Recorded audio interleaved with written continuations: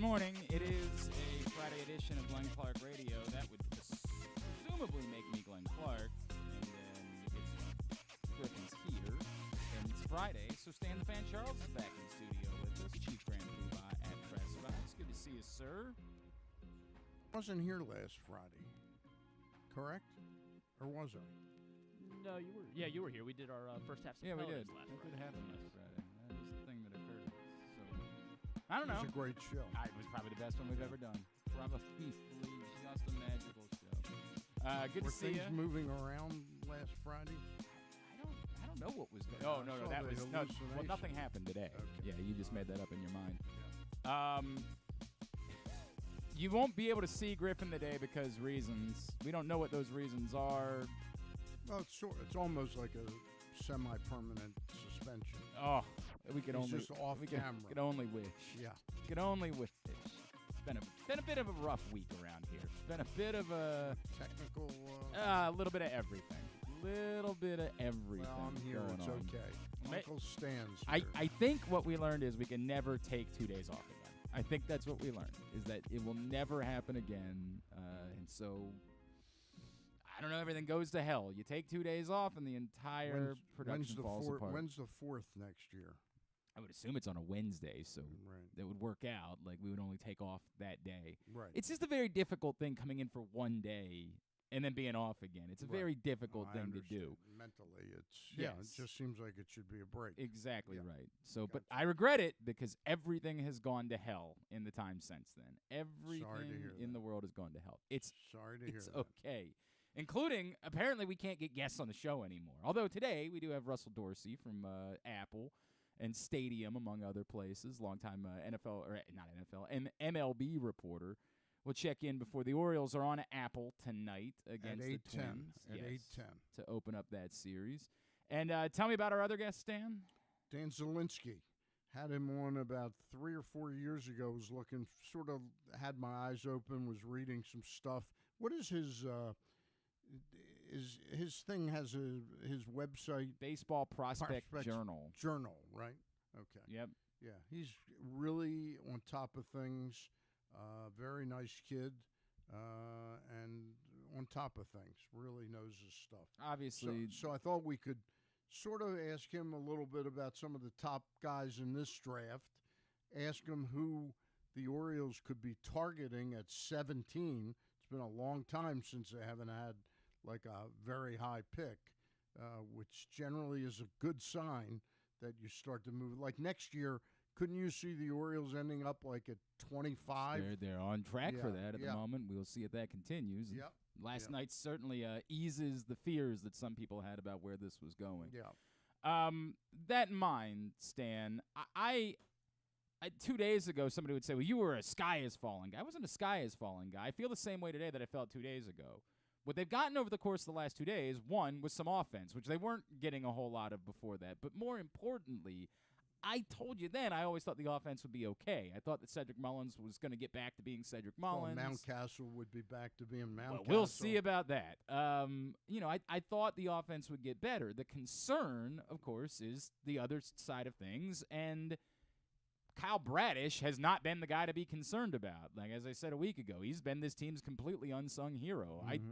I would argue he's been – I get it. There are numbers that would say Tyler Wells has been their best pitcher, but – the number of home runs he's given up, the fear of the innings thing, he's been, to me, the most reliable guy the Orioles have had to count on exactly what he's going to give you every fifth day. So, and I'd say that Kramer has been close to that. I wouldn't say he's been close. I think he's been second.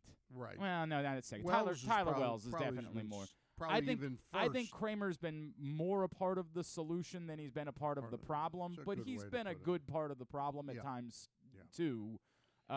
So I'm not ready to. But yes, you have thought that Kramer was capable of that. So the last 2 days, those two dudes stepped up and gave you exactly what the team needed. Obviously, it was much easier last night for Bradish because he had a 9-0 lead before you could blink. Yeah.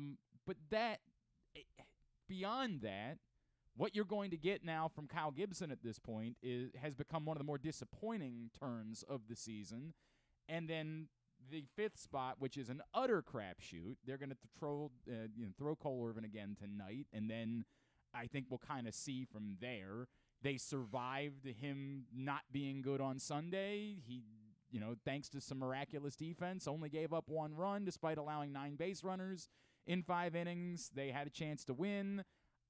If you had a bunch of other really good starters, you could probably even live with that from your 5th starter. But when everything's as shaky as it is, that's probably not quite good enough for him to continue to get the opportunity to go out there, and then it's compounded by Grayson Rodriguez looking really good in his last start out, so we'll see what the strategy is there. Well, I think that Cole is going to arrive tonight. I think he's. I know you're a believer. I'm a believer in Cole Irvin. If you ask me right now, obviously the starting rotation, it's not on par. It's not on par with what the Tampa Bay Rays had at the beginning of the year.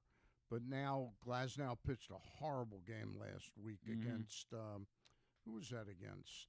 Was that against? It was against somebody. No, because he didn't start in the Philly series. He was. No, it was before that. Yeah. Anyway, he had an absolutely terrible start, akin to like a Severino start last night. Okay, but if you ask me what the Orioles' biggest need on that pitching staff is now, long term, it's getting an ace pitcher. Okay? It was the Mariners, by the way. It was the Mariners, right? He got really pummeled by them. Still struck out 11 in that one, but yeah. Yeah, but he got pummeled. 7 hits. So it wasn't as Severino bad, but it was bad. But they've lost Jeffrey Springs. They've lost Drew Rasmussen. So their rotation is not looking fantastic right now. Ours is looking like it can get by, and it's got the upside of Mr. Rodriguez. But I'm telling you, dollars to donuts right now, what this team needs is a really strong relief pitcher added to the mix. And I will put this out there. Obviously, Grayson Rodriguez is a long-term starting piece.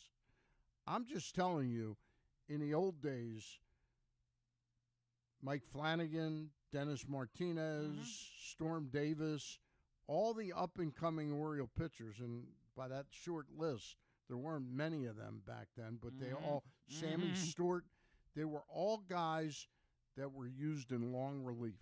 Sure. And you don't hear that term that much anymore. You hear high leverage, you hear opener, you don't hear long. Well, long relief is essentially your B bullpen now. It's essentially the guy that you don't want to have to put in. And you don't put in games you're ahead, But you suddenly, for this season only, and also keep in mind, you are attempting to watch the innings on Grayson Rodriguez, okay? Yep. And he's used a lot more of those bullets up at AAA than we had reason to believe he would coming into the season. You suddenly put him as a weapon 2 times a week into games in the 5th, 6th, 7th inning, and then you add me somebody equivalent, and trust me, there are guys out there. I don't have the list today. I can have it next Friday. But you make a trade for somebody that's akin to Aroldis Chapman and add him to the mix in front of, actually at a more leveraged situation than Cano. Cano looks like he's come back to earth and then some, okay? It's not like a panic that he's horrible.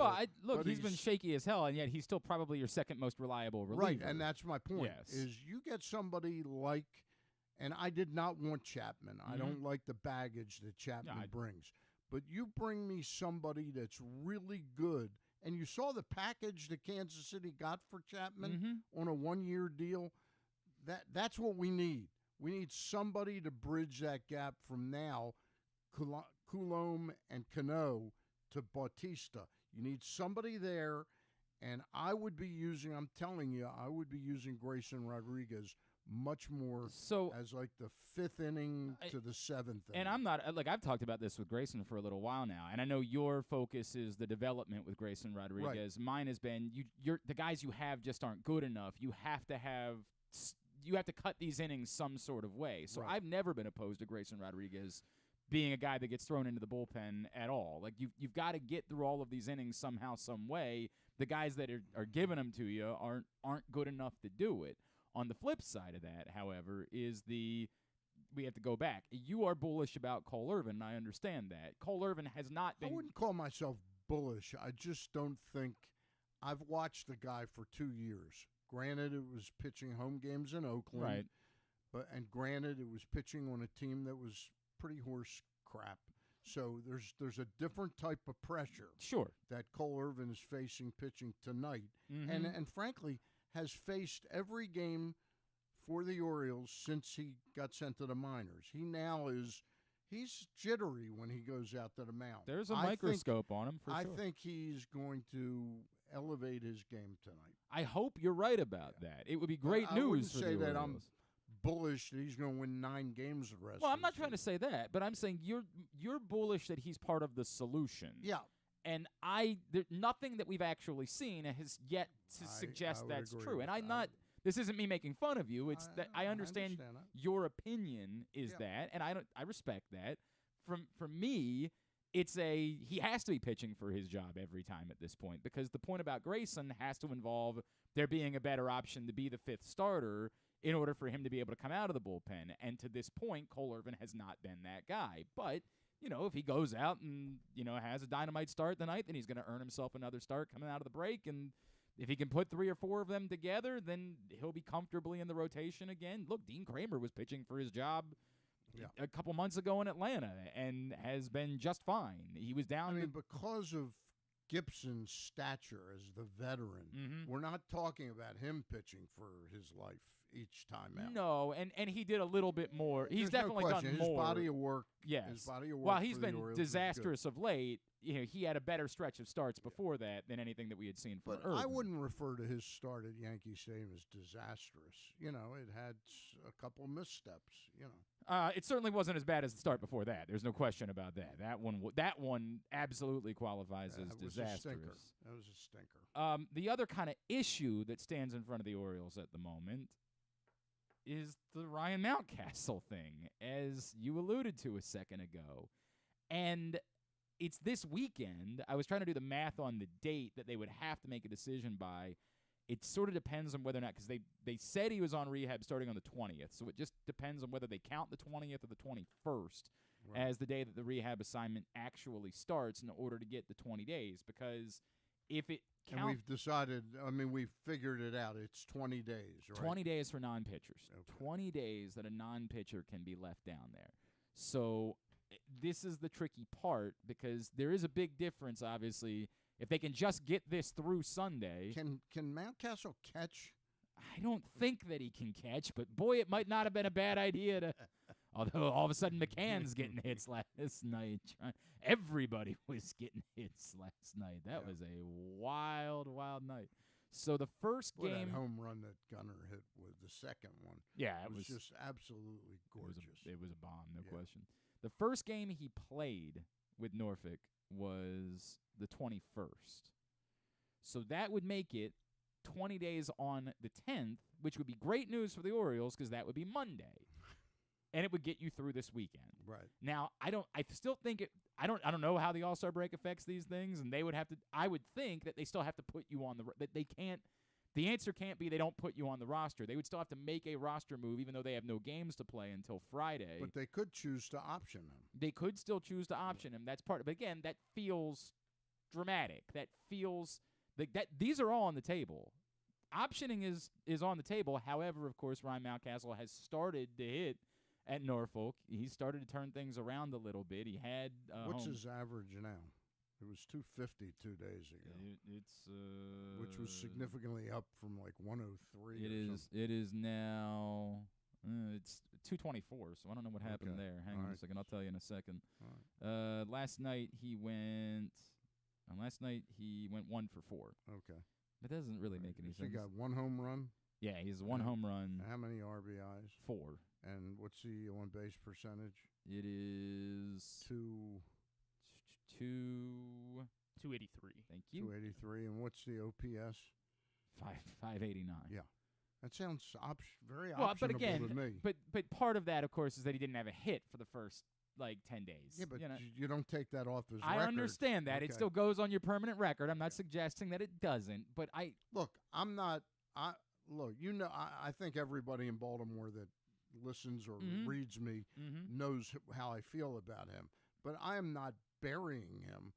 What I want to see out of him, first of all, they've made it clear, Brandon Hyde's made it clear, we're not looking so much at the result. Once you hear that qualifier, that gives him some leeway, okay? Sure. But we're not really looking at the results. It's more the quality of the at-bats.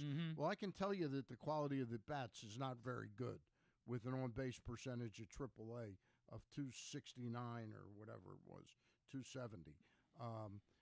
I think he is very much optionable. Start to go over with me who you would remove from this roster. This is the conversation that we're having.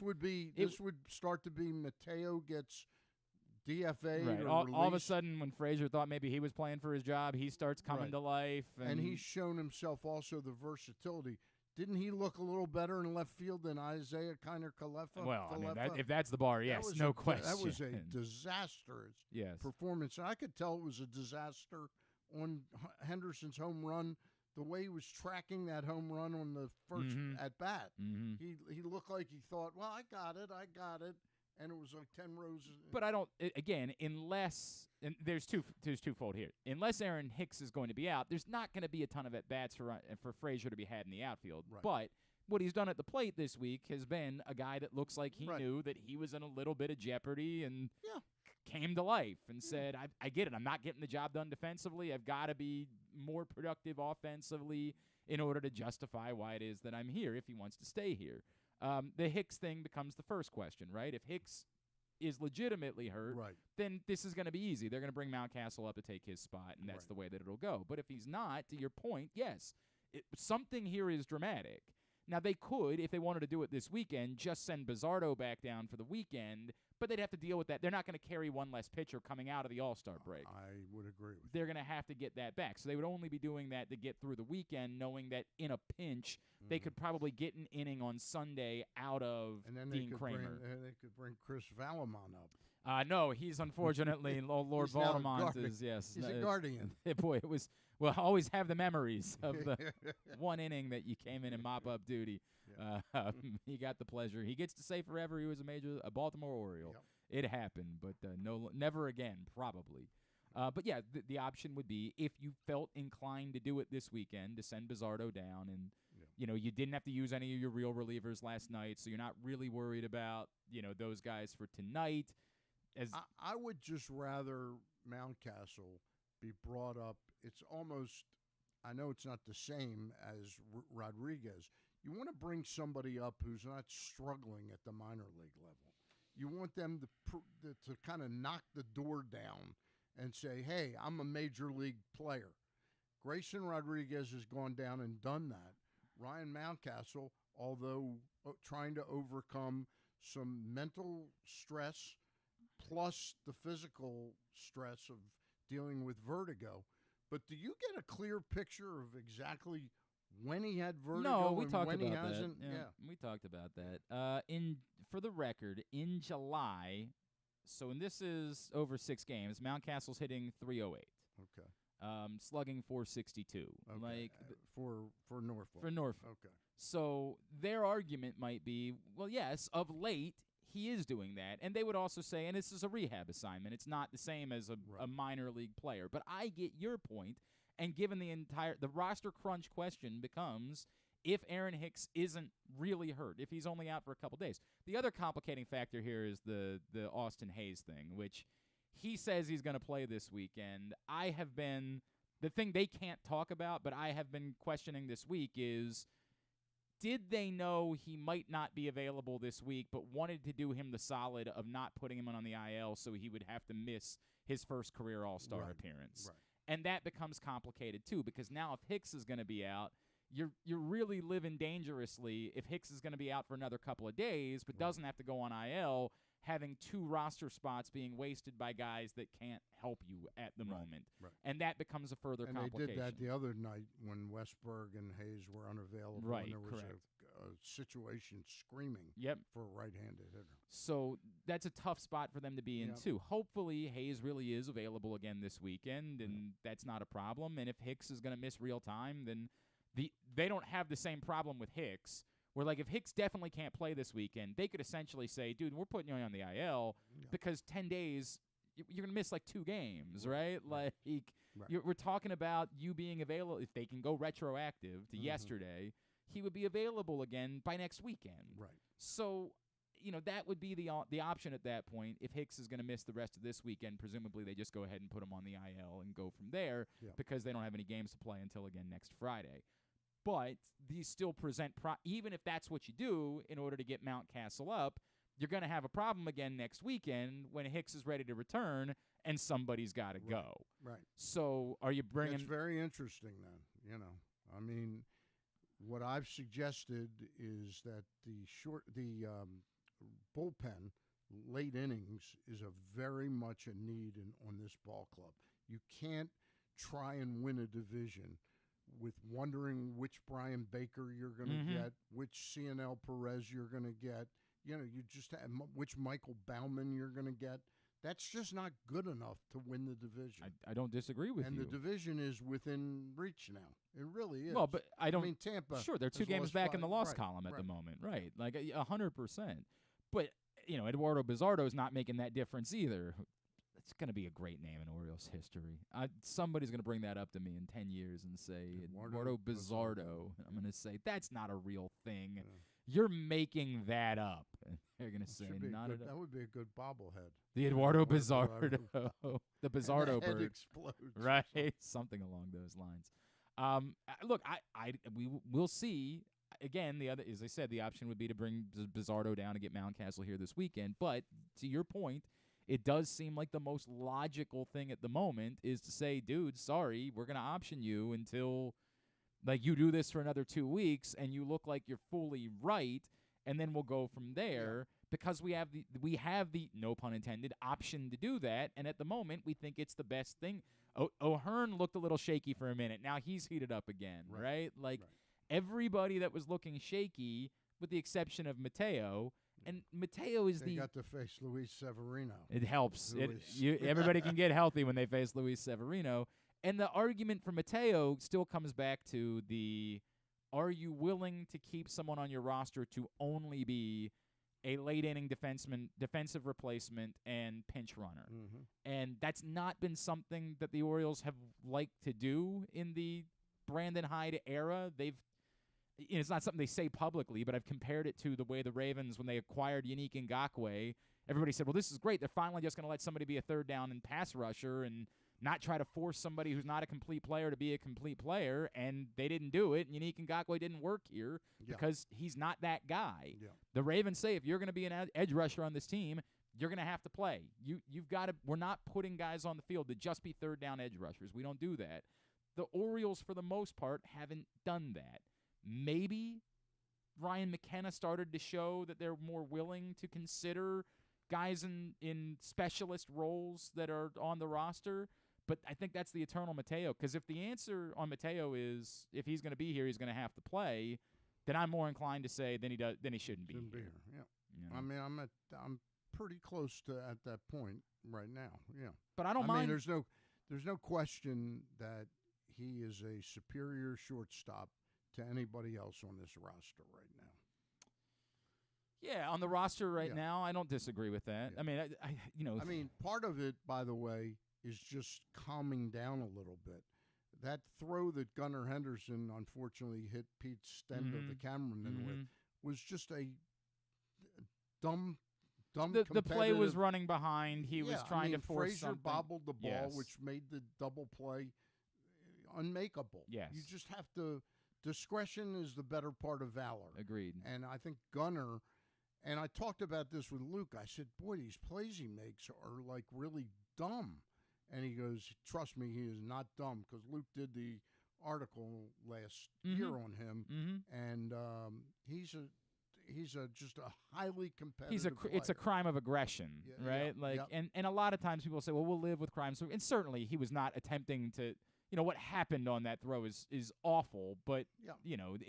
I don't think in your mind you can be considering that as you attempt to make a play. I just mean that Mateo's not making that throw. Yes, he's more inclined He's to either just chewing it or maybe making he a makes throw the where play where he little- realizes I'm not going to get the guy out, but I'll Yeah. throw it over anyway. Maybe if the guy falls down, we get an out or of it. maybe his athleticism. And this is not saying that Gunnar Henderson isn't a great athlete.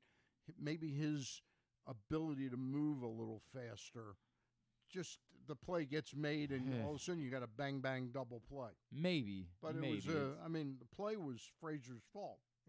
Oh, no, it all starts there, right? It Yeah. should have been a double play. It all Yeah. starts with the ball's bobbled and everything's behind now, and it Yeah. doesn't work. Yeah. I agree. I think that the other complicating factor in all of this is all that Joey Ortiz continues to do is not just play the high-level shortstop that we all believed he was going to be, but he's produced more than any other prospect that's come through AAA Yeah. for the Orioles. Yeah.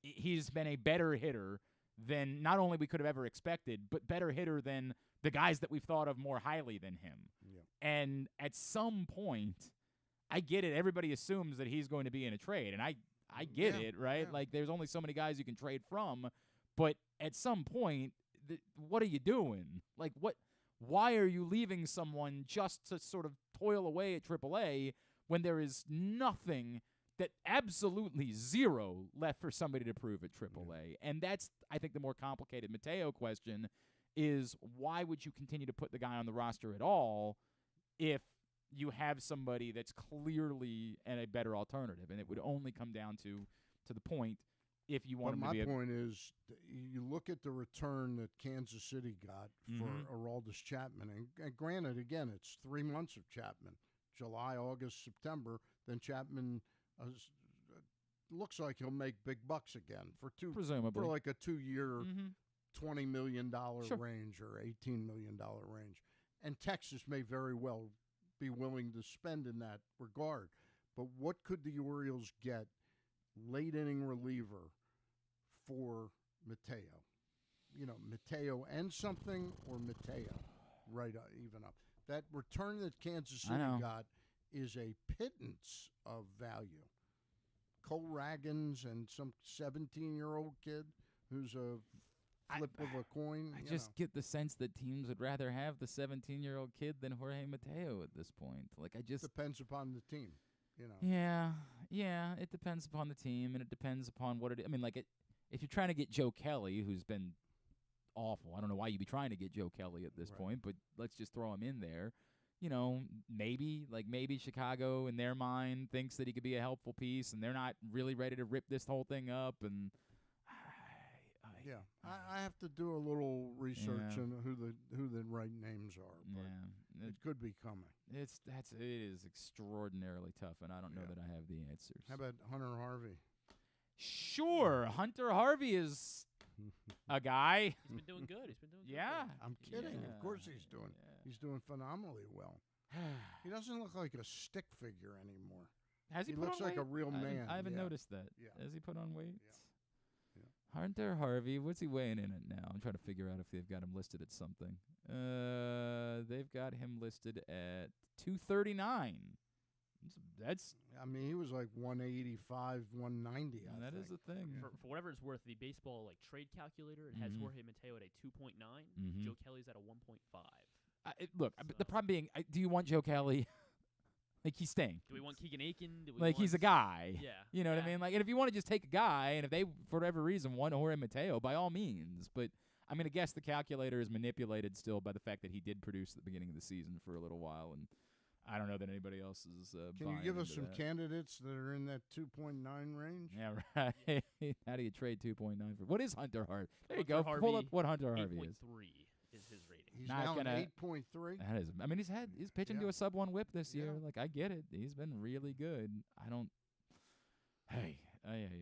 What would you be giving up for Hunter Harvey at this point? Would you be giving up? Like Yeah, what? you'd be Give, giving up like Ortiz I mean, or something. yeah, like I that. would. Ortiz, I think, is a 20 score Oh, on that okay. calculator. I think he's a legitimate Right.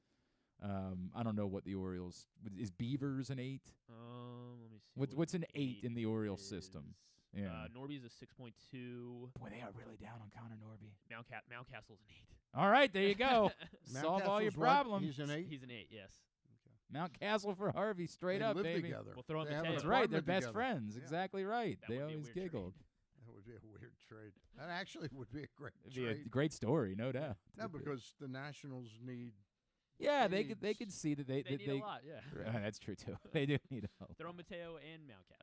All right. There was a story this week at The Athletic about how baseball could, of course, the All-Star break is coming up, how baseball could, quote, fix All-Star festivities. I'm going to run their ideas by you, Stan, and see what you think about This it. is how to fix them. How to fix All-Star Week. Is there something wrong with I- All-Star? it's I part of the didn't- con- I didn't wake Stan, up it's today. part of the conversation Okay. we're going to have. It's Okay. part of the conversation we're going to have. All right. Go Today's ahead. show brought to you by your local Toyota dealer, buyatoyota.com. The Toyota Tacoma comes in a range of models and trim lines, so you can choose the perfect Tacoma to reflect your unique personality and driving habits. Check out buyatoyota.com for deals on new Tacomas from your local Toyota dealer today. Glenn Clark Radio. It's another exciting weekend of affordable family fun at Prince George's Stadium with the Bowie Bay Sox. It starts on the 14th with our big hitter bobblehead, Connor Norby, for the first 750 fans. Saturday sees our special circus night with post-game fireworks. And Sunday features the Kobe Mayo Squish Pillow with special ticket package. Get your tickets now by calling 301-805-6000 or anytime online at baysox.com. The Bowie Bay Sox. Let us be your 9-inning vacation. The All-America Senior Game powered by New Balance will be back at Johns Hopkins Homewood Field on July 29th. The most decorated girls and boys lacrosse players in the country have been invited to play in what is the premier lacrosse event of the year. Every college coach wants their players in this game, and if you dream of being in this game, you start by trying out for one of your regional underclass teams this summer. The best against the best. Get your tickets now at allamericalacrosse.com.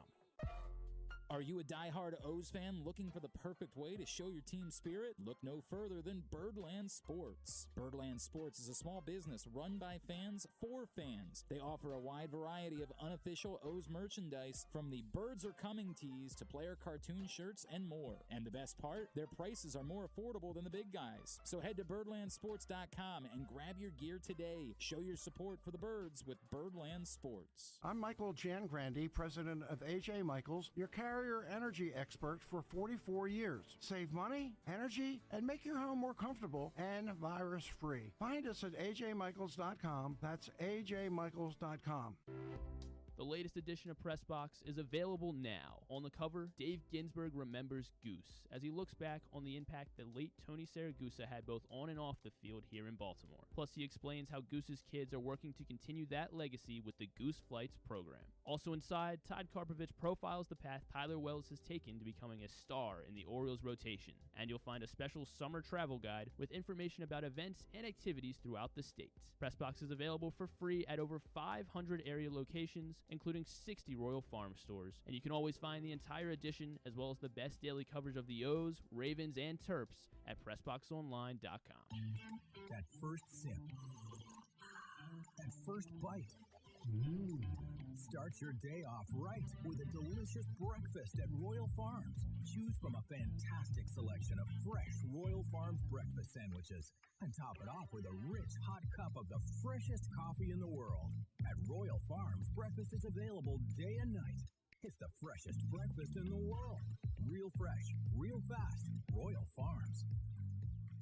It's a Maryland thing you wouldn't understand. Where the waves meet the shore, you will find Dorchester County. Hi, this is Jimmy Charles. When I think of Maryland, I think Dorchester County on the eastern shore, where it's open for making memories. Dorchester County, it's a Maryland thing. For more info, visit www.visitdorchester.org. It's a Maryland thing.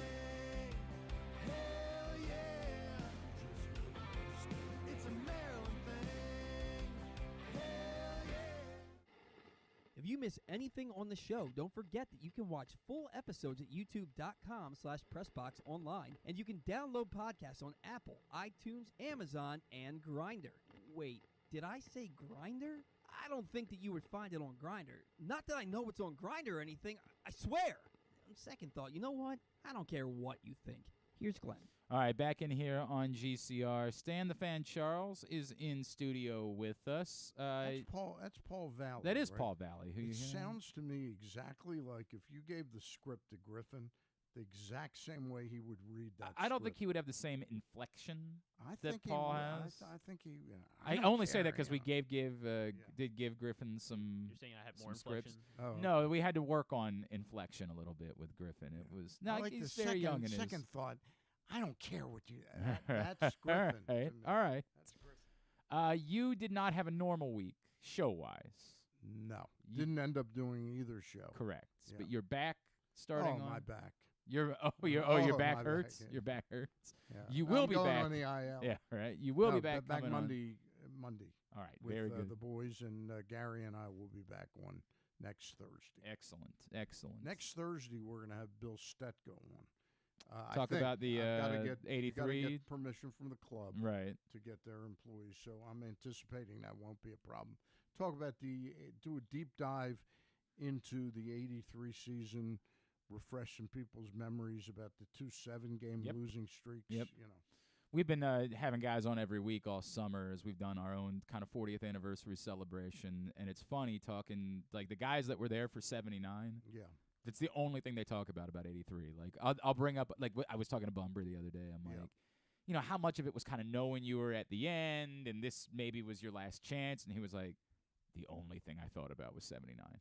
That's all. That's it. All we thought about was that can't be my history. You know what's amazing about that team, and I don't know how much time. What time do we? You're fine. Okay. You're fine. And that was my first year fully having a show. Mm-hmm. I had a weekend show called All About Baseball on the flagship station on Saturdays and Sundays. Rex Barney had a heart situation. I ended up hosting that show about 3-4 weeks. Okay. In the Hit and Run Club, the Rex Barney show, and that was a real hoot. I mean, we really did some fun radio back then.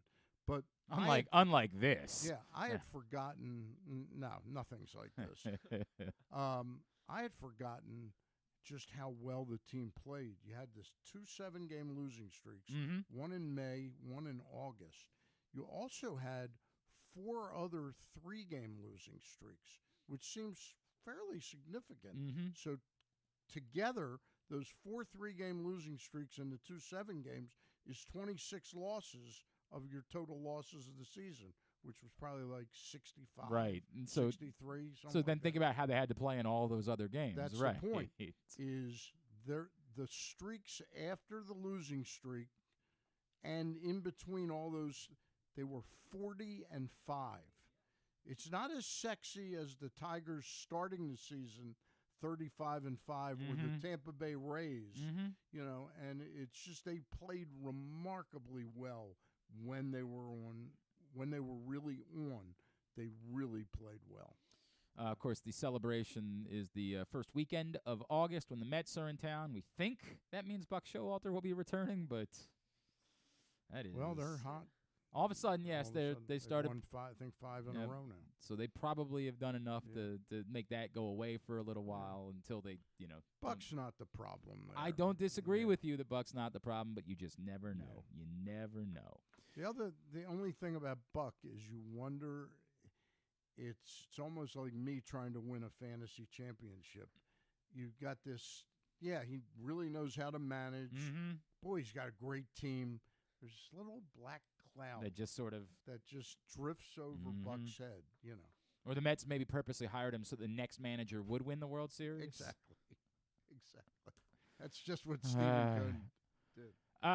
Brittany Giroli and Eno Saris from The Athletic have combined. By the way, I will openly admit, I forgot, and my Athletic subscription automatically renewed. Right. And so I'm locked in for a year. But then I said, out of solidarity to our friend Dan Connolly, I actually said I'm going to cancel my renewal for next year. Okay. But I still get it for the entirety of the year. I can't do anything about that. I think it's. If you bitched and moaned, you could get out of it. I probably could. But then I'd be missing out on gold like this.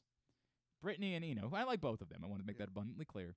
The MLB All-Star Game could use more excitement. Here's how we'd add it. Now, the premise you don't seem to care for. No, it's an absurd. It's absurd. The All-Star game is what it is. It doesn't mean as much as it did 50 years ago. And it can't would be the. But let's talk about. I think they have some interesting let me points. hear how they're going to some fix some what isn't that I'm broken. like. For example, the first one in theory. Right. I'll listen to because it will fall in for some of the others. So I'm gonna I'll lay it out there, and then I'll mention the next couple. The first theory they have: eliminate the National League versus American League format. I'll listen. The second point they make is designate 2 team captains to pick the teams. I'm out. Well, they do that in the now NBA. In the NBA. Who cares? Yeah. You have nothing to root for. Right. The guys on your team are playing like you have nothing at all to root for in that scenario. What is the point of watching the game? But the other one they brought up later in this is actually kind of interesting to me. Instead of doing the team captain bit, make it Team USA versus the world. Right. That one is slightly more intriguing to me. It is. It doesn't light my, I understand where you're coming from. You're playing off the Ryder Cup concept, which is I don't give a rat's ass about golf, Stan. Like, I don't care about golf at all. Bruce Posner dies over the Ryder Cup. Even for me, if I happen to turn it on, and it's very rare, but if I happen to turn it on, I say, damn, that looks compelling, right? Like, you have the atmosphere, like this, right? Like, it's not my thing, but it looks really cool. Right. That's the way I feel about auto racing. I could see for one night, I don't know if there's any scenario that could get me to care about auto racing. They ran a race. It was like 3 laps. They ran a race in downtown Chicago on Sunday night, and everybody kept, like, on Twitter, like, dude, look at these scenes. And I'm like, looks like cars on a road. I saw those scenes. Right? Yeah, they tried it in Baltimore. Yeah, everybody's still looking for their money. Everybody is. And then there's like 45 minutes. Lost about $1 billion during the course of running that thing. The USA World concept would only work because I could see the players wanting to take ownership slightly having. But wouldn't that take away from the what's it called the World Baseball Classic? Well, they only do that every 4 years or whatever. So but it still would take but it's also not.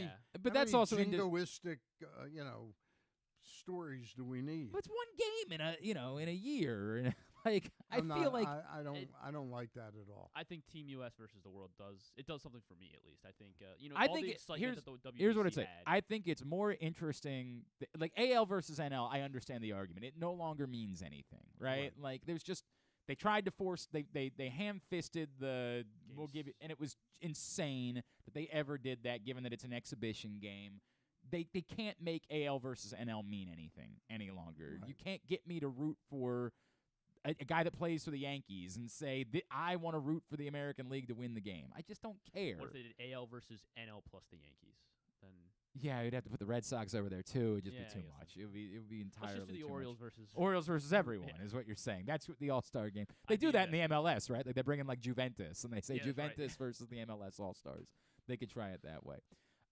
Ditching or adding to the futures game by doing a rookies versus sophomores game. This is something the NBA does. So they just want to do the NBA weekend. It does. There are a lot of similarities. Why? Their point is that there are young budding Their point is some editor said. Wait. Hang on. I'm going to listen. The whole premise of this is. Wait. I'm going to listen to this argument. Right. Ellie De La Cruz is one of the most exciting players in baseball at the moment. Correct. You're reaching your marquee in-season moment in baseball, and how is Ellie De La Cruz involved? Not at all. Not at all. He won't be there. Right.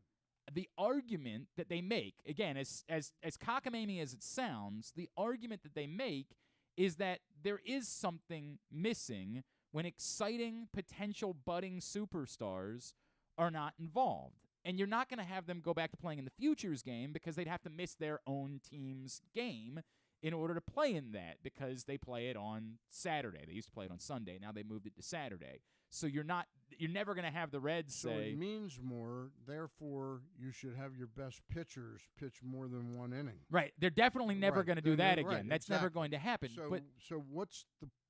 I still say, what's the point of it? I think the point would be, as for a sport, to try to market Ellie De La Cruz. And we're just using Ellie De La Cruz as an example. You could use, but you could use, Francisco Alvarez.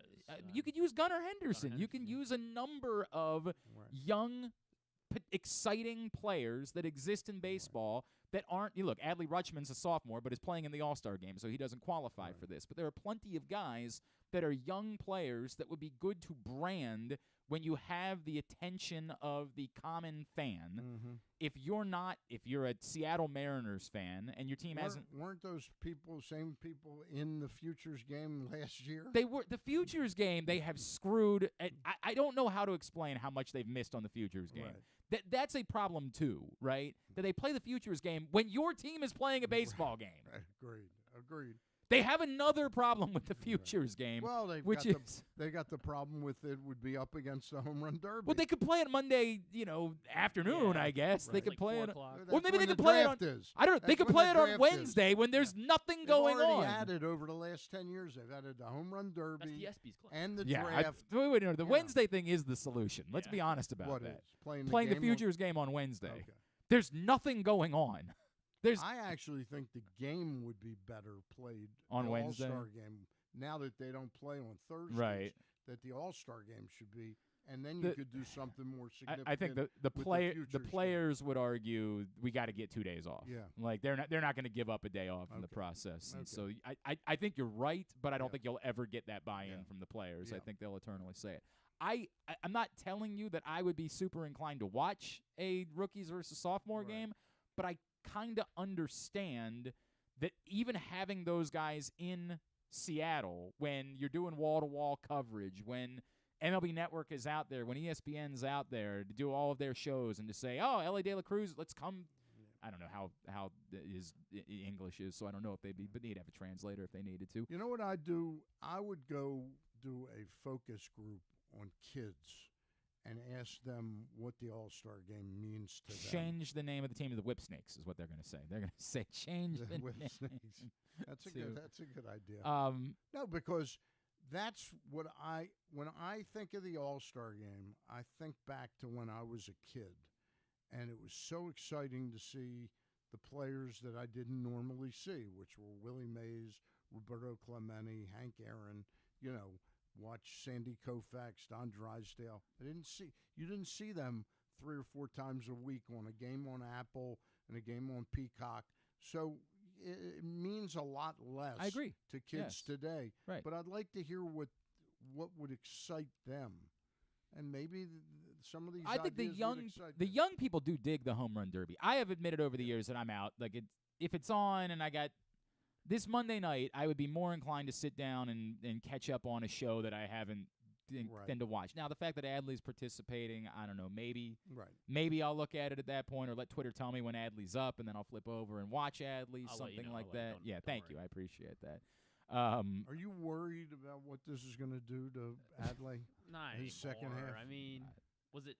I'm not. Was it Chris Davis who kind of fell off after? There have been a few guys that have kind of fallen off after participating. Never came back. Yeah, correct. That was the end of it. Blame the Home Run Derby. That's what happened. That season. There's an interesting one here that I will say maybe could be the way that you handle. So Rob Manfred has the ability to do like the Legends thing that he did. They could say, hey, we're going to make Miguel Cabrera, we're going to make Albert Pujols All-Stars, even though they're not really worthy of being All-Stars because we want those guys at the All-Star game. Right.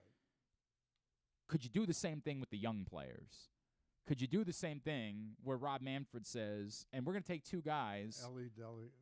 That's a reasonable thing that the commissioners picks. They're the commissioners pick, but it's a baseball. Like the baseball gets together and says, hey, look, it would be really smart for us to try to. That would be far more interesting than seeing Miguel Cabrera just wave his cap at the game or something. I don't necessarily disagree. I mean, like there's always the possibility that, at the end of their career, Cal Ripken in his final All-Star game gets grooved the ball by Chan-Ho Park and he parks it for a home run. Cal and it's Ripken kept himself in shape. That's fair too. Okay, I hear you. Miguel Cabrera, I hear you. He's gotten highly overpaid. I'm not going to argue with that. I'm not going to argue with any of that. But I do think that would be the worst. That's worse than the Chris Davis contract. Oh boy, Stan, I don't know. I don't know. It's not good. I don't disagree with that. But I think that would be a way to sort of say, hey, look, when we did voting, these guys, they weren't there.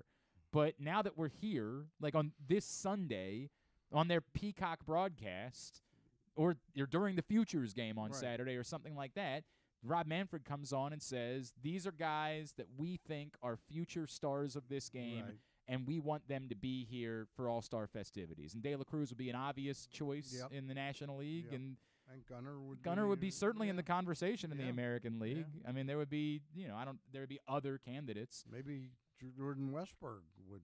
I mean, he's moving fast. He's had a great start. He's got 3 more games in your idea. Or maybe Colton Cowser. Maybe Colton Cowser. I think Gunnar would be. I think Gunnar would be very high on the list. I think there's no doubt about it that he would be someone very worthy of, because Josh Jung made the All-Star team. Right. So I'm trying to even think of any other rookies in the American League. Yoshida, did he make the All-Star game? No, I don't think he did. No. So Yoshida would be in the argument for that too, obviously. Like he would be in that conversation. But I think that would be a good way. If you're saying, I have no interest in your rookies versus sophomores game, but it would be the concept of trying to market these exciting young players, just put them in the All-Star game. Hell, it's a fake game anyway. Just say, we think these are young players that are worthy of it, even if they didn't get enough service time or they weren't. We think they're worthy of that spot, and that'll go a long way. Right. You just say none of it. I don't care. I'll watch the All-Star game because I'm a baseball fan. I'll watch the home run derby, parts of it. It's funny. I'm even more out on the game than I am I'm out on the derby. I'm even more out on the game. What's really made the game sort of unwatchable is the dominance of the pitching. It's ridiculous. The game is just a whiff. It's a whiff machine. Yeah, right. It really is not. You guys send a guy out for an inning. He's going to strike out 3 guys. That's the way it's going to go. And most of the guys are just up there trying to hit a home run anyway. Now, you want my ideas or the way to spice up the fix the All-Star game, Stan. Nude female pitchers. Now that would be a hell of an idea. Yeah, it would get a male audience. And the kids that you were talking about earlier, I think would be. They're not watching the game anyway. Okay, so we're good. Yeah, we're good. Or how about the pitchers have to throw with a blindfold? Now, when you one lose batter an inning, when you lose Gunnar, or we just put Gunnar Henderson in the All-Star game. Right. When you lose Gunnar Henderson for the second half of the season because you had a blindfolded pitcher out there. I believe it was it Japan that would do the bunting derby? I have always been in favor of doing a bunt derby.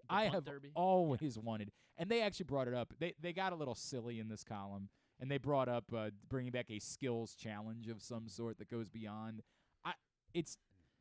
In other sports, though, what's funny is people will say that's the part that I like, right? In other sports, they'll say I'll watch the NBA Saturday night stuff. I don't care about the All-Star game itself, but I watch. How about if they actually sat there at the Athletic and thought of ways that they could improve the Athletic? Stan's going in. Yeah, Stan's going in.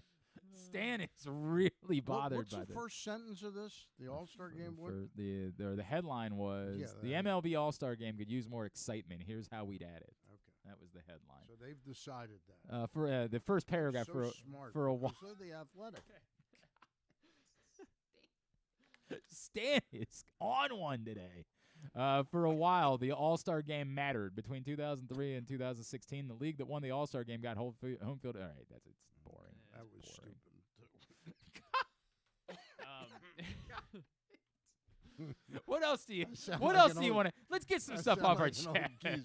You like the war that you're declaring. Bob, no, you're declaring. Oh, I won't even. Sound like Bob from Parkville. Yeah, I feel bad now. I'm at the point where I can't even take his call. I can't even do it. I love Bob, but I just can't put myself through it. I can't.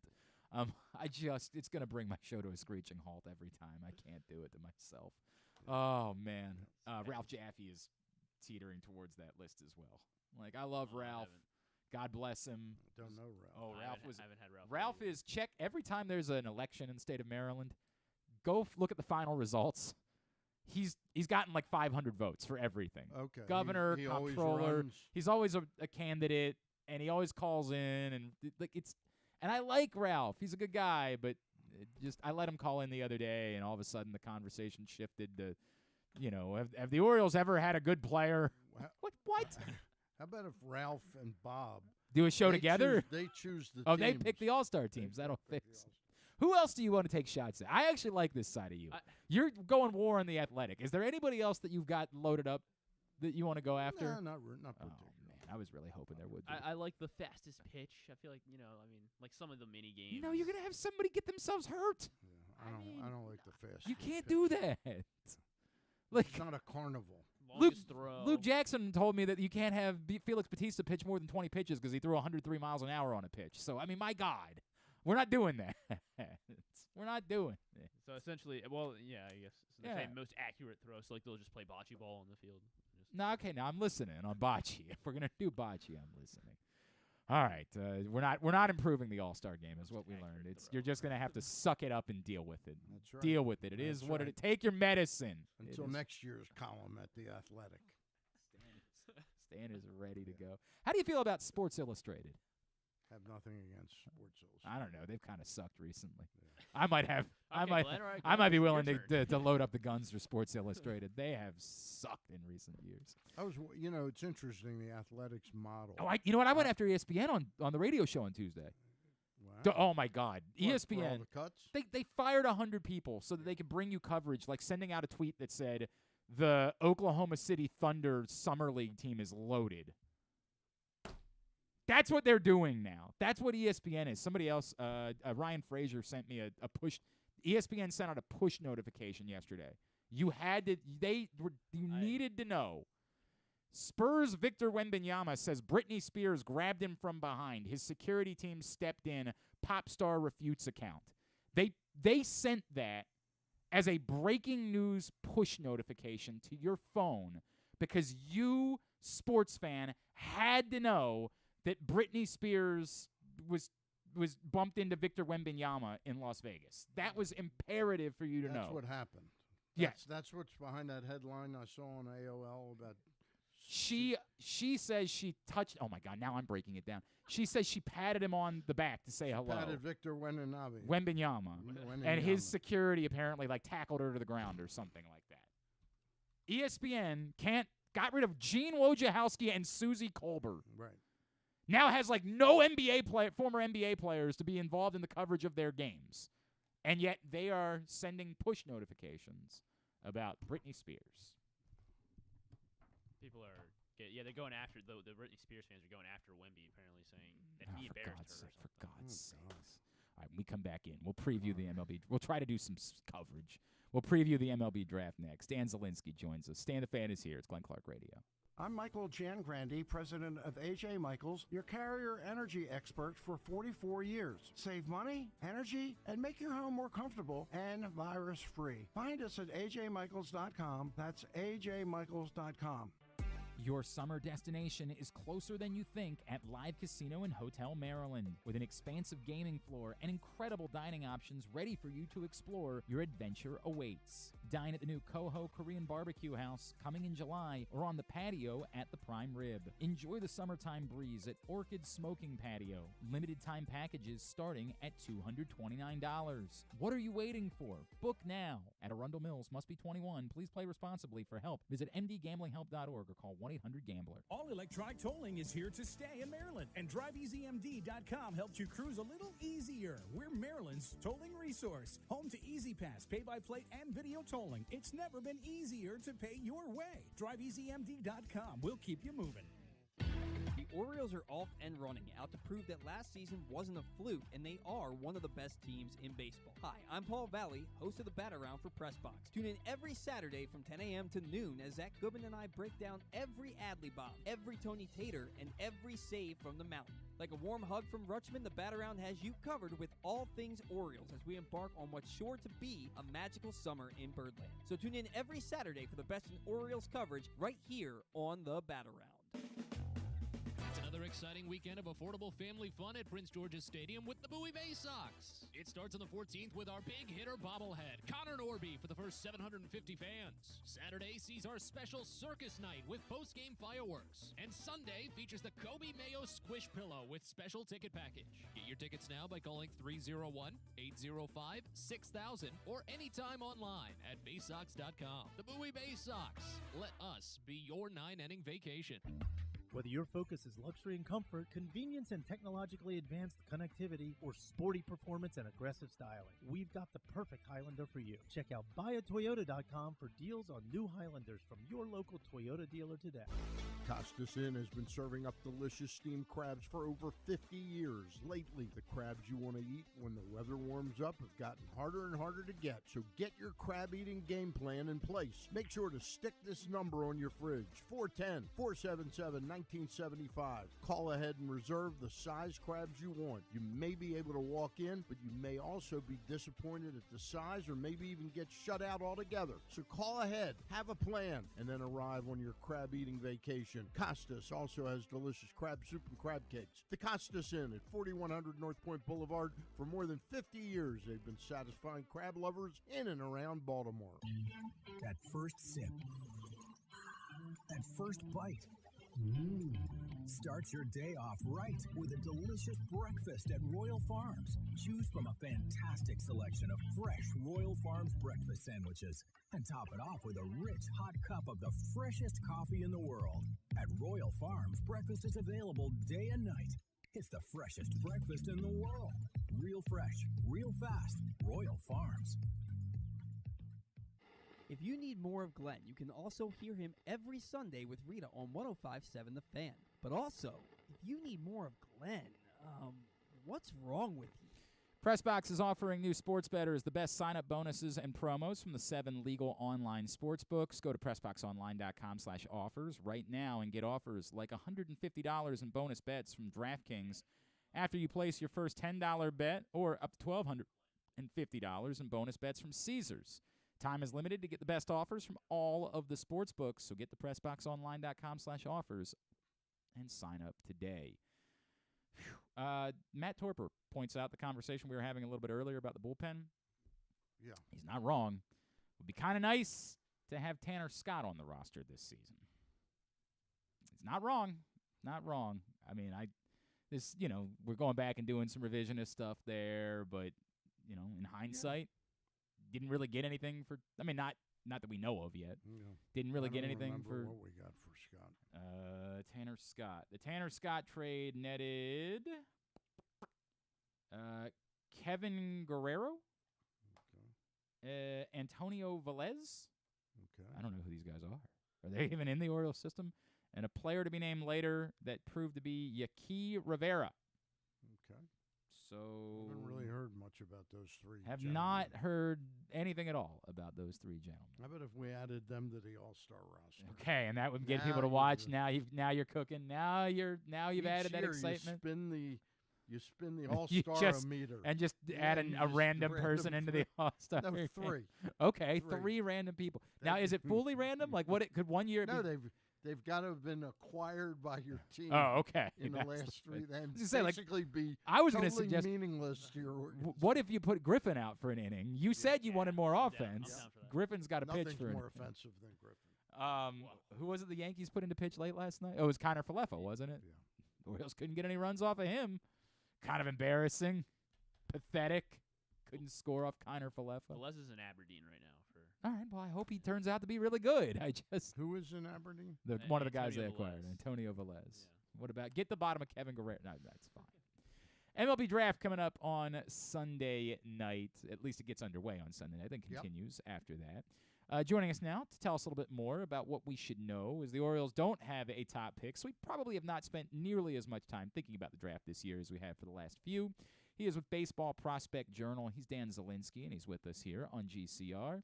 Dan, it's Glenn and Stan the Fan Charles here in Baltimore. It's good to chat with you. Thank you for taking the time for us.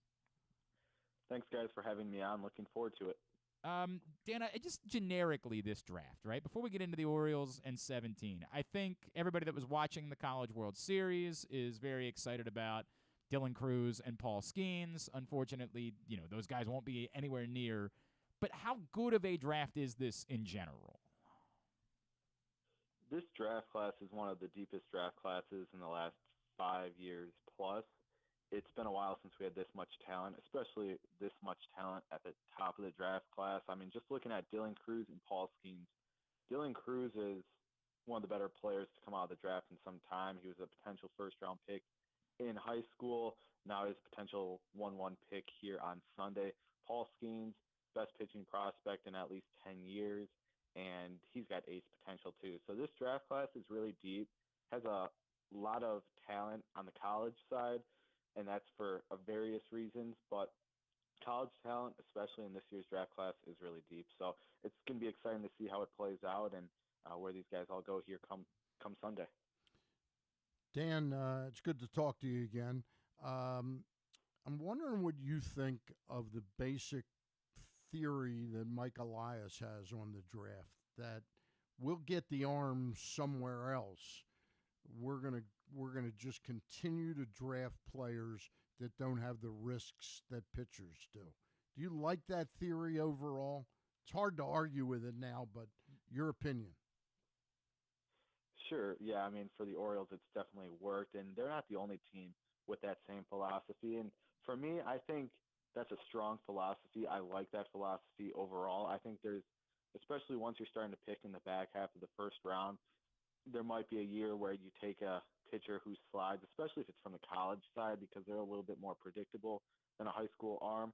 But I really do like the philosophy of taking those bats, especially the college route and high-end high school guys, because ultimately, if you have too many good hitters, you can trade them for pitching down the line, and it's just easier to develop hitting typically, especially because of the risks associated with pitching and the arm injuries and the list of kind of risks in that regard. So I do like the strategy. It's obviously worked for the Orioles, and we'll see where they go here with the 17th overall pick in a couple days. The question that is being asked by some at this point is, given what's already here, and given that the next number 1 overall pick we think is going to be here next year at this point, Jackson Holliday, is it now finally the time for the Orioles to consider going the route of an arm to kind of meet all of that talent?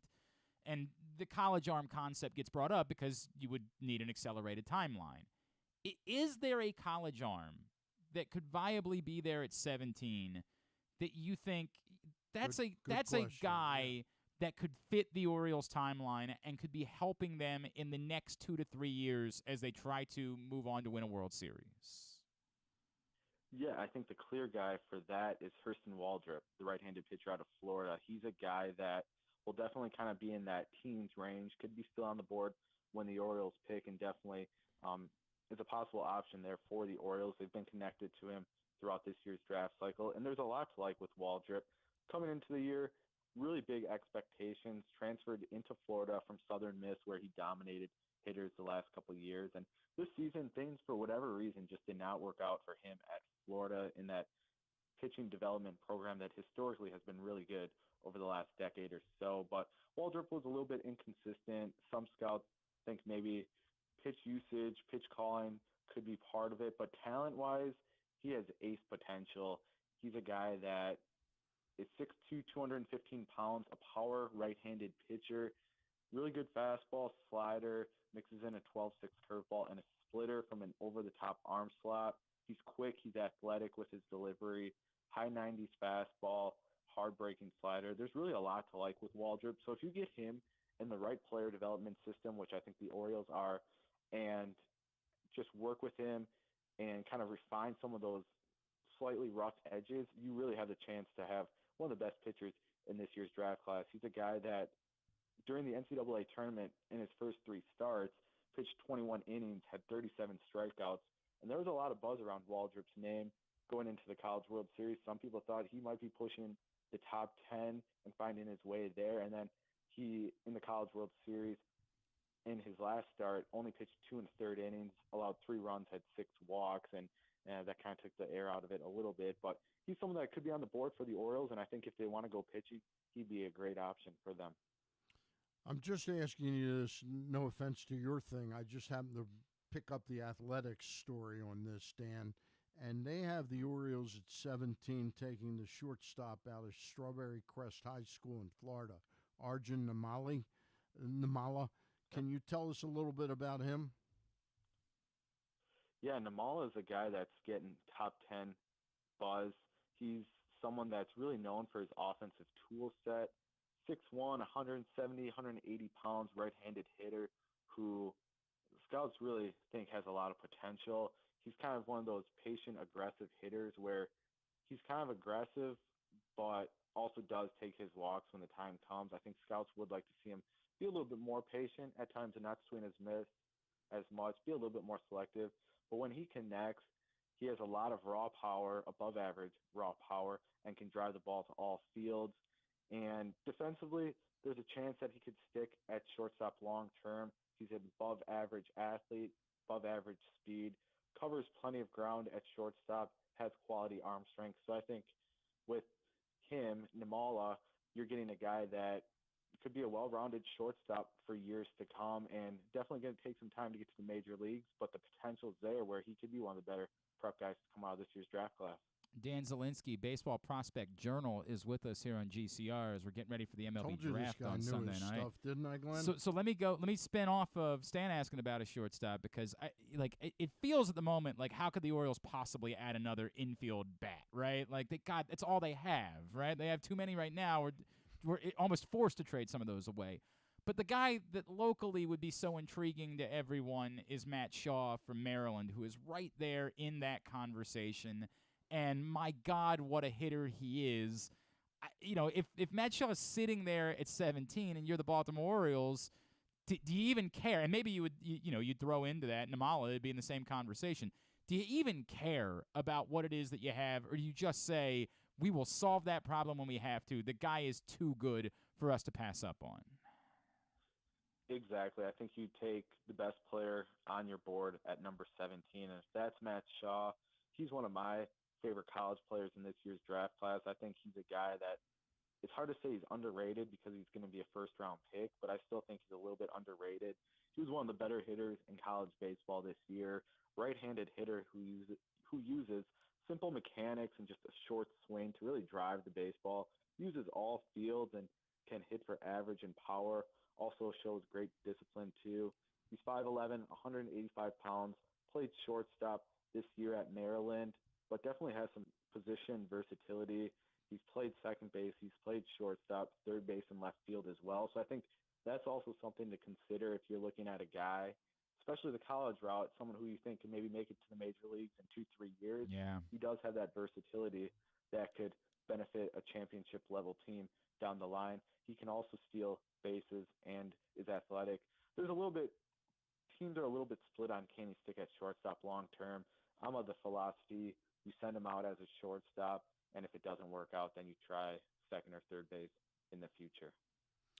Tell me about right-handed pitcher, and I'm asking you this because in Law's write-up where he says we're going to draft Arjun Namala, he kind of qualifies it by saying that Mike Elias, when he was drafting for Houston at 17, took Forrest Whitley, and he says there's a pitcher that kind of resembles that in Noble Meyer out of Jesuit High School in Oregon, right-handed pitcher. Yeah, Noble Meyer is the best prep arm in this year's draft class. It's always a little risky taking a high school right-handed pitcher, one of the most riskiest demographics in the draft year after year. But Noble Meyer definitely has the skill set, definitely has the size. He's 6'5" and 185 pounds. Scouts envision him as potentially being a number one starter down the line. Big-time fastball. It's an above-average offering that touches the high 90s. And he also mixes in a really good slider. It's a power pitch that generates a lot of swings and misses and should profile well moving forward in pro ball. Definitely has to work on his third pitch. That's not uncommon for a high school guy. But the potential's there. The kind of ingredients for a future ace of a rotation are there. So it's just a matter of, do you want to kind of go that riskier demographic and take a high school right-hander in the first round? All right, I want to run two guys by you because, one, I want to make sure that everybody knows in your mock draft, you have the Orioles taking Braden Taylor from TCU. And I got to be honest with you, I didn't love the way that you started the write-up when you said Taylor was inconsistent at times this spring. All right, that's it. No, he's off. Give me the guy. Exactly what is Braden Taylor as a hitter? Why do you think he's the right fit for the Orioles at 17? So Braden Taylor, like I mentioned, and like you mentioned, a bit inconsistent during the regular season, but he really heated up during the postseason. I saw him out at the College World. All right, we'll see if we can't figure out what's going on with Dan's phone. That's all right. These things happen. Technology betrays us. What position is he? He's listed as a third baseman, but I don't know if that's right set that he's a third baseman as much as that's where he's been playing, and so that's the reason why they're calling him the third baseman.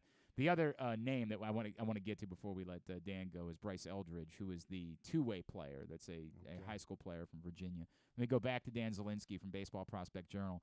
Yeah, you were talking about Braden Taylor and how he started to heat up in the NCAA tournament.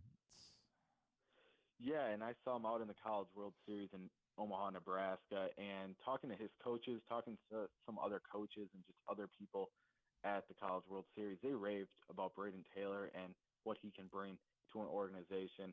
Just quickly on him, left-handed hitter who hits for average and power, really smooth swing that's just built for hitting line drives to all fields. That's going to lead to plenty of power, too, down the line, and defensively can play a really quality third base, too. So I think there's a lot to like. His slow start definitely hurt him, but he's in the mix anywhere from back half of the top 10 to in the teens and throughout the first round. So I think Braden Taylor is a quality third baseman out of the college ranks that could move through a farm system quickly.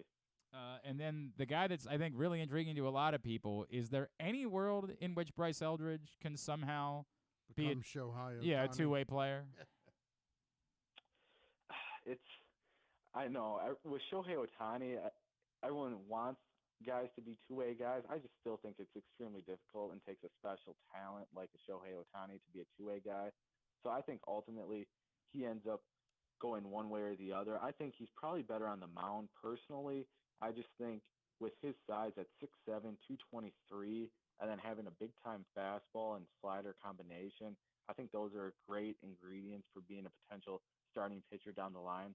Again, he's right-handed, so there is risk involved with that, but I think then you do have that fallback option. If he doesn't work out on the mound, you do have a potential first baseman, left-handed hitter there. So a lot of teams are intrigued by Bryce Eldridge. I think, of course, a team's probably going to start him off as a two-way guy, but I think inevitably he's going to probably end up being just on the mound long-term.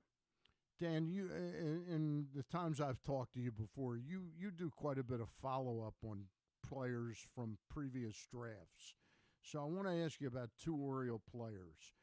One is the pitcher that they drafted over slot, and I think they drafted him in 2020, was Cody Baumler. Okay. How is he Carter coming? Baumler, yeah. What's it? Carter Baumler. Carter yeah. Baumler. How's he coming along? Yeah, Carter was a guy that a lot of people liked in his draft class. He definitely has good intangibles. He's pitching well. He pitched well last year, hasn't pitched yet this season. But I think when you draft a high school pitcher, you have to kind of be patient with him. He's obviously got to get healthy, and time will tell if he can pan out. But again, first has to get healthy and get back on the mound to see what you have in him. But otherwise, the intangibles have always been there for him. It's just a matter of health. The Orioles made that trade last year, the three-way trade when they traded Mancini to Houston, and they got back where Tampa was involved, and they got back Seth Johnson. Do you know much about him? Because he should be ready to go next spring for the Orioles.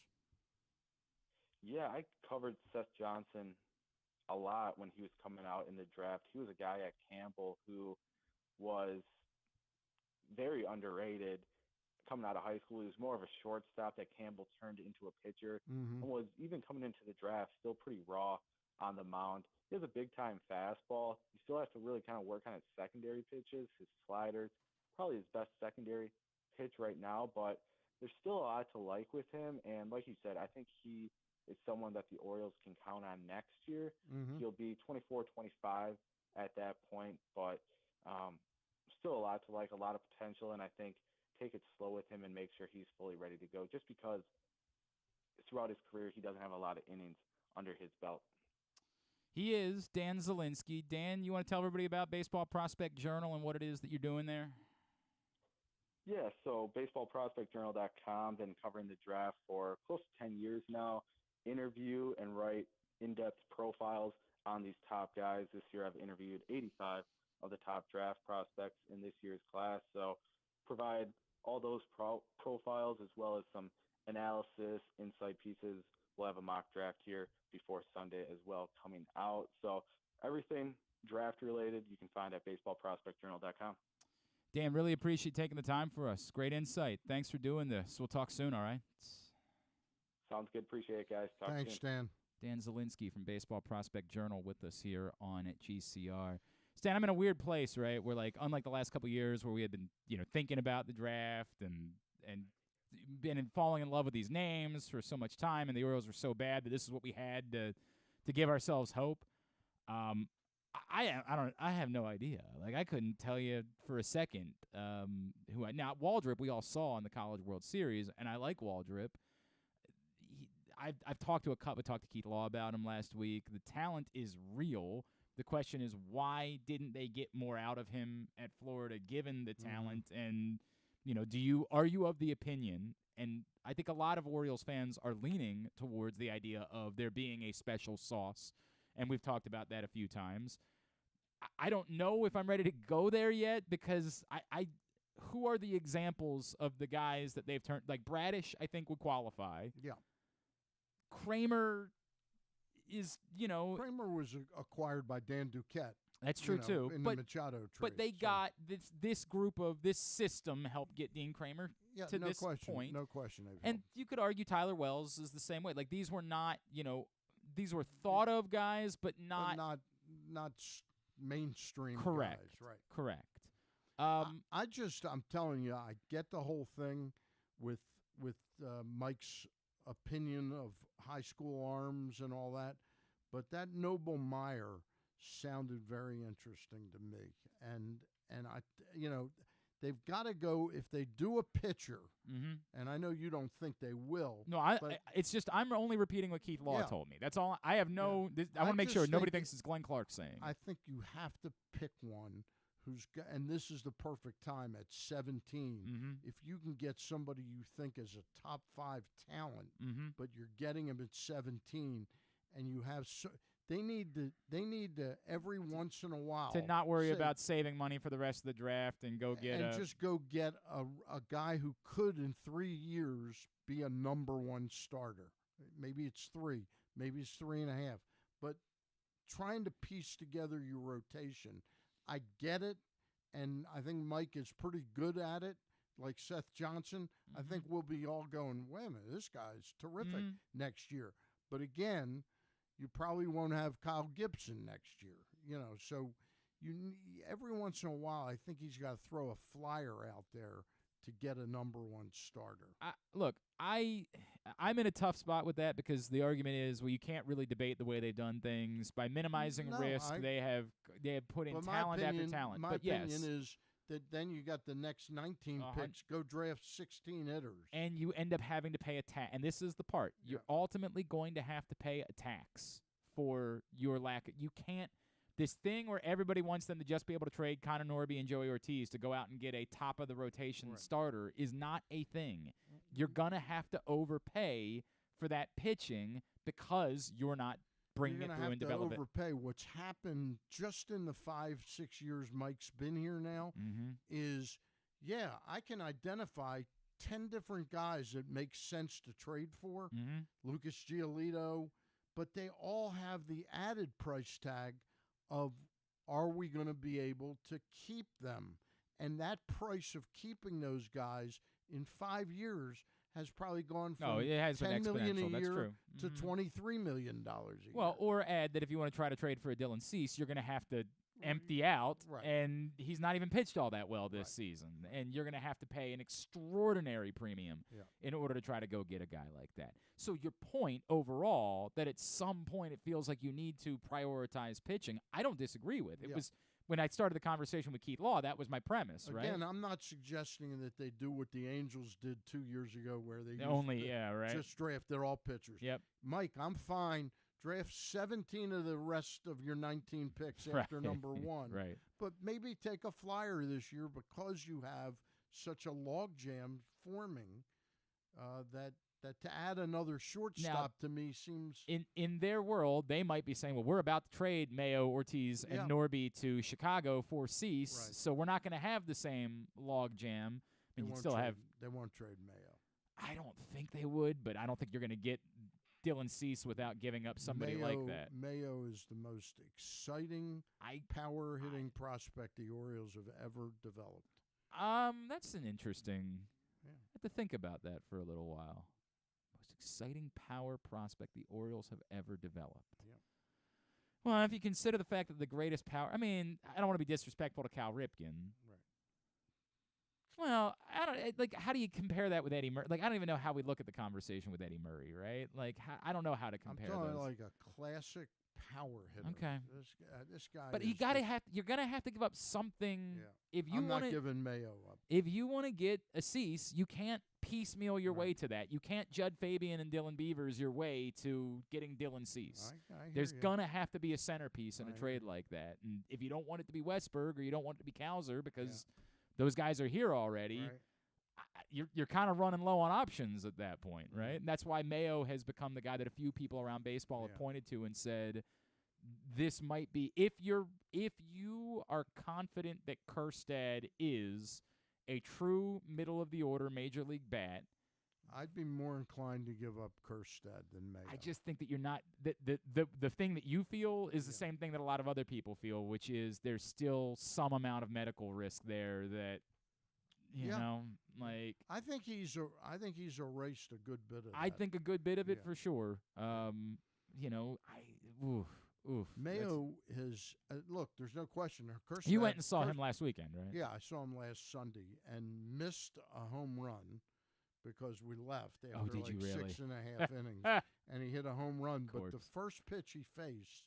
was he hit a line drive that we just like looked up at the sound of it, and we watched it, and it was just a rocket missile over the center fielder's head and hit the bottom, but it got there so fast. It's just he's a very different player.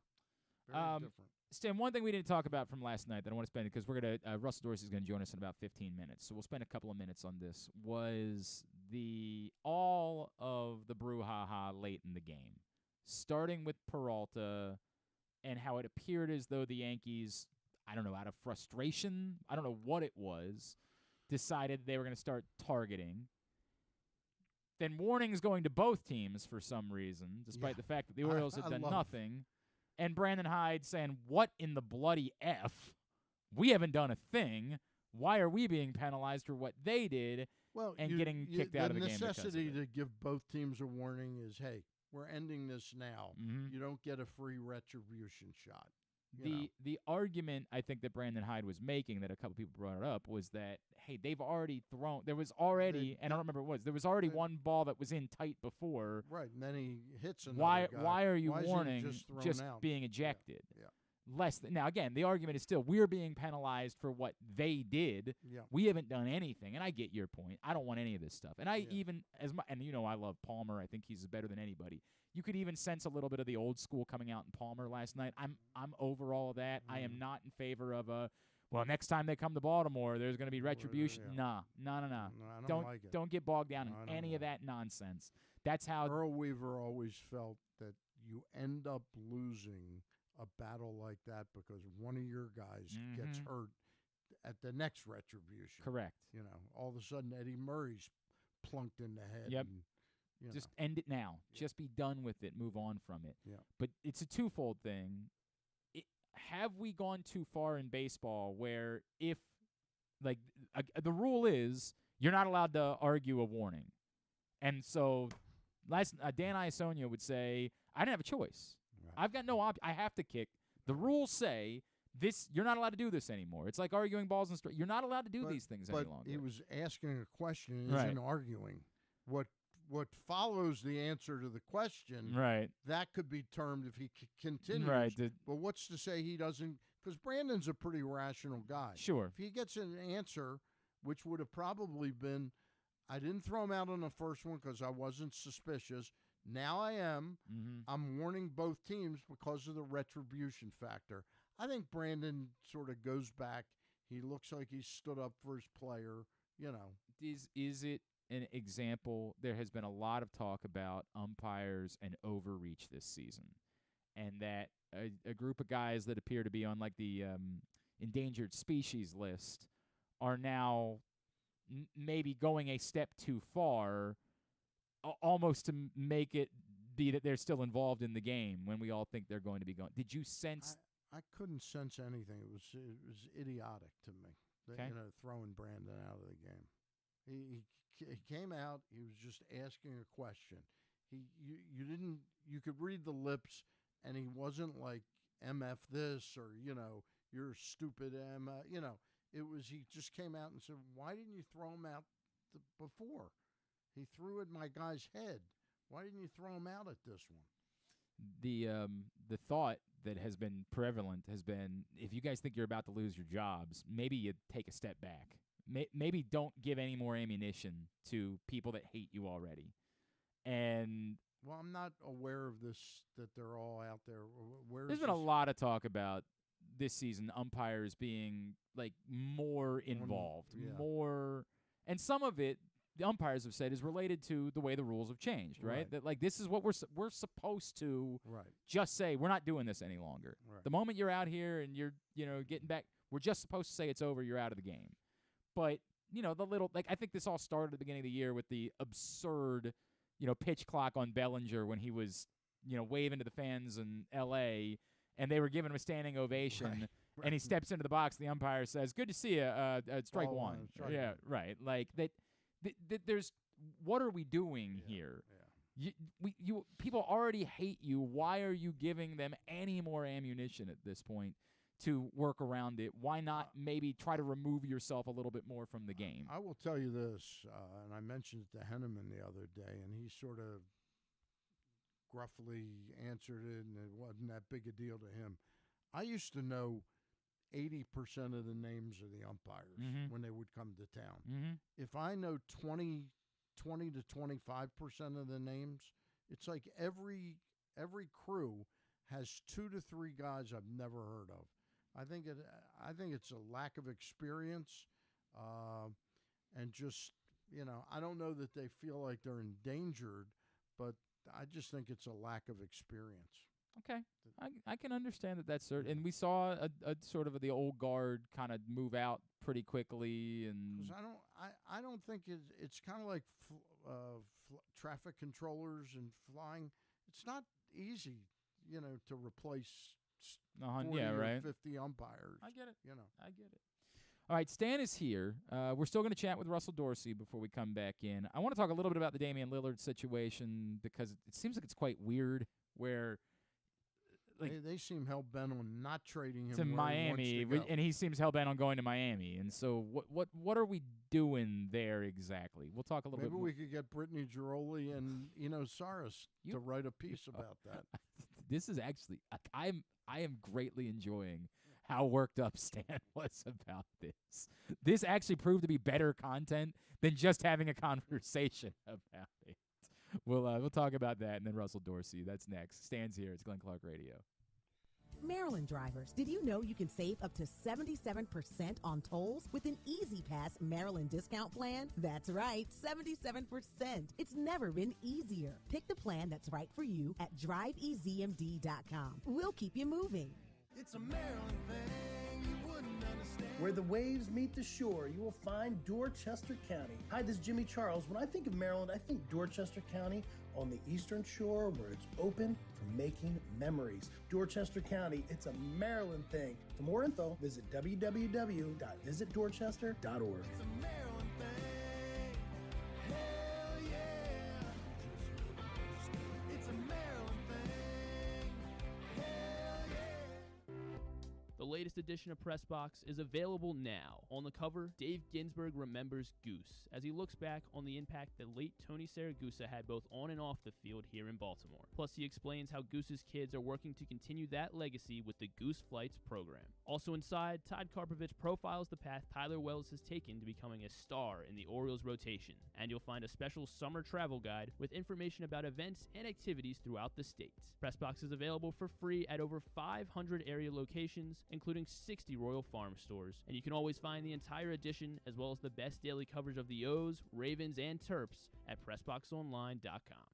The All-America Senior Game powered by New Balance will be back at Johns Hopkins Homewood Field on July 29th. The most decorated girls and boys lacrosse players in the country have been invited to play in what is the premier lacrosse event of the year.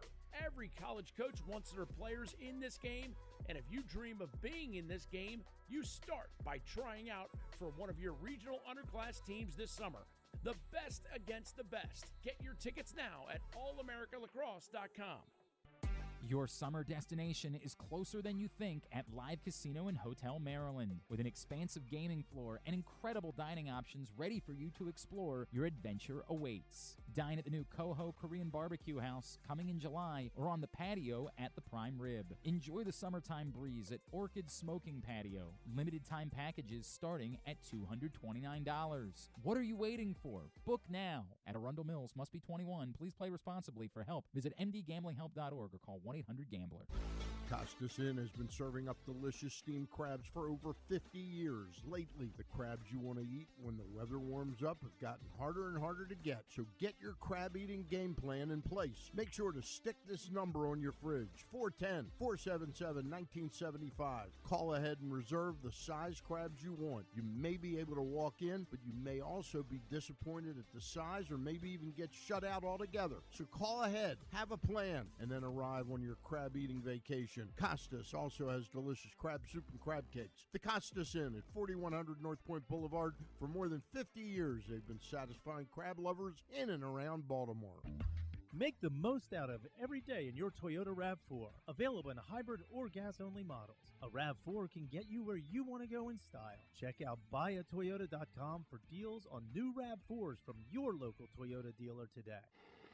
Check out PressBoxOnline.com every day to find daily winners and betting advice from Jeremy Kahn. And if you want some advice about life decisions that you probably shouldn't make, here's Glenn Clark. Back in here on GCR, Stan the Fan. Charles hanging out with us in studio. Go to PressBoxOnline.com/offers right now and get $150 in bonus bets from DraftKings after you place your first $5 bet. See this and other great sportsbook offers at PressBoxOnline.com/offers. Stan, actually, you know what? Have you played Immaculate Grid? Have you gotten into it? We need Stan's. We need Stan back. Thing. I would think this would be up your alley. So I think I might have done it last night. I don't know if I can do. I think I did it at midnight. Is it like Wordle or it's something? A lot like Wordle. It's just for baseball.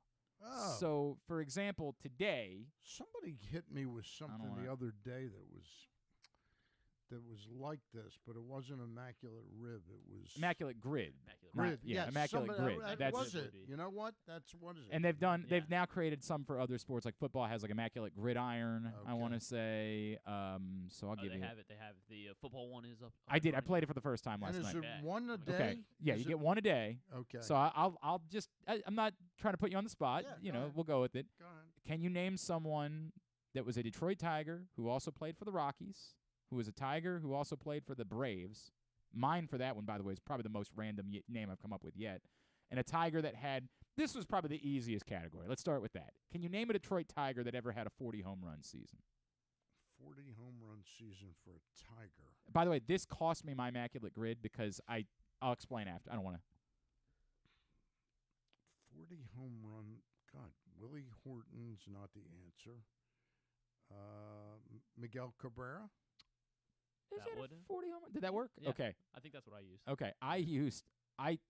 By the way, it is good. Correct? It is correct. 74% of people have used Cabrera as their answer. I was trying to say Cecil Fielder, but I accidentally clicked Prince Fielder. So you lost. And I lost on like my That's third. Unfair. Yeah, it was not. I mean, I was very frustrated. All right. Cardinal, who's had a 40 home run season. Cardinal is at Orlando Cepeda. Okay, I think that would be a more. Lorenzo Cepeda never had a 40 home run So season. it's Albert Pujols. Pujols certainly did, yes. I would say that he and McGuire are probably the most common answers. Yeah. I used McGuire. So you have lost your immaculate lost grid. mine, You so I cannot go can't- 9 for 9 today. A Yankee who's had a 40 home run season. Babe Ruth. I mean, that would be a good choice. I mean, there are a lot of choices that you could use. That one certainly qualifies. Only 9% of people have gone with Babe Ruth for the Yankees. Really? I mean, I think I said Judge, just because it was most Judge is on- freshest in the memory. It's like Curtis Granderson, of course. I did not realize that Curtis Granderson had a 40 home run season for the Yankees. Now the question is, can you name a player who has played for both of these teams? So Detroit and Colorado, or Detroit and Atlanta? Detroit and Colorado and Detroit and Atlanta. Shane Green. Shane Green played for both the Braves and the Tigers. Shane Green. This was my most random. Shane is, I think, is Green with an E? It is with an E, and yes, that does qualify. Okay. That 9% of people went with Shane Green. My most random of the day was Curtis Pride, was my Tiger and Brave, who, if I remember correctly, was deaf. Yeah. That was why I. What'd you say? Yeah, thank you. Can you name a Detroit Tiger who was also a Rocky? Detroit Tiger was also a Rocky.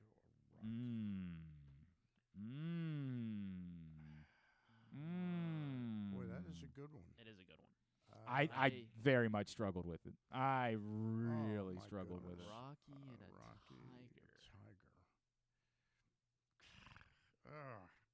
I don't know many Rockies players Yeah, at all. That's the problem. I don't know many Rocky players. I'm not coming. All up right, with I'll it. just go ahead. C.J. Crone qualifies on that's this a good list. one. He was a Tiger? He was. Yeah, one year. Yep. Yeah. This one I thought was one of the easier ones, St. Louis and Colorado. Larry Walker. Larry Walker absolutely qualifies. Nolan Arenado, of course, qualifies. There are Matt some Holliday. Yeah, there are some significant players that have played for both teams. So I thought that was one of the easier ones on the board. St. Louis and Atlanta, I used a local guy for that one. Well, Adam Wainwright. Did Wainwright pitch? have a- Well, he was a Brave prospect. But did he ever pitch for the Braves? You want to find out? I would think he did. All right, I would let's think he find out. pitched 1 or 2 games for them. Never pitched for the Braves. Okay, so the answer to that is Cardinal and a Brave? Yes. Cardinal and a Brave. How about Ozuna? Ozuna would absolutely qualify, 100%. I used Brian Jordan for that one, of course. Milford Mills own. Excellent. Now, unfortunately, we ran out of guesses, but it would be New York and Colorado and New York and Atlanta. I still have a guess left, so I can. You can still have one. Matt Holliday played for. Absolutely played for both Colorado and the Yankees. I said Troy Tulowitzki 100% would qualify there. And then, can you come up with somebody who was a Yankee and a Brave? A Yankee and a Brave. Al Downing. Can you guess that? Find out if we're right, or are you out of guesses too? No, I'm right. Incorrect. Al Downing. Al Downing. AL. Oh, I got it. I inverted it. He pitched for the Dodgers and gave up Hank Aaron. I thought he played in that game. That's a great point. Okay. That one I used Andrew Jones was my answer for that one. Yeah. That one was mine. That wouldn't be incredibly hard. I would be able to think on that for a bit. It is fun. It is fun. It's a lot of fun. I played the football one. The football one actually incorporated, like last night they had Super Bowl MVP as one of the columns, and then played at USC. And it was specifically Super Bowl MVP since 99, because I started to write in Marcus Allen, then I'm like, wait a second. And it's ImmaculateGrid.com?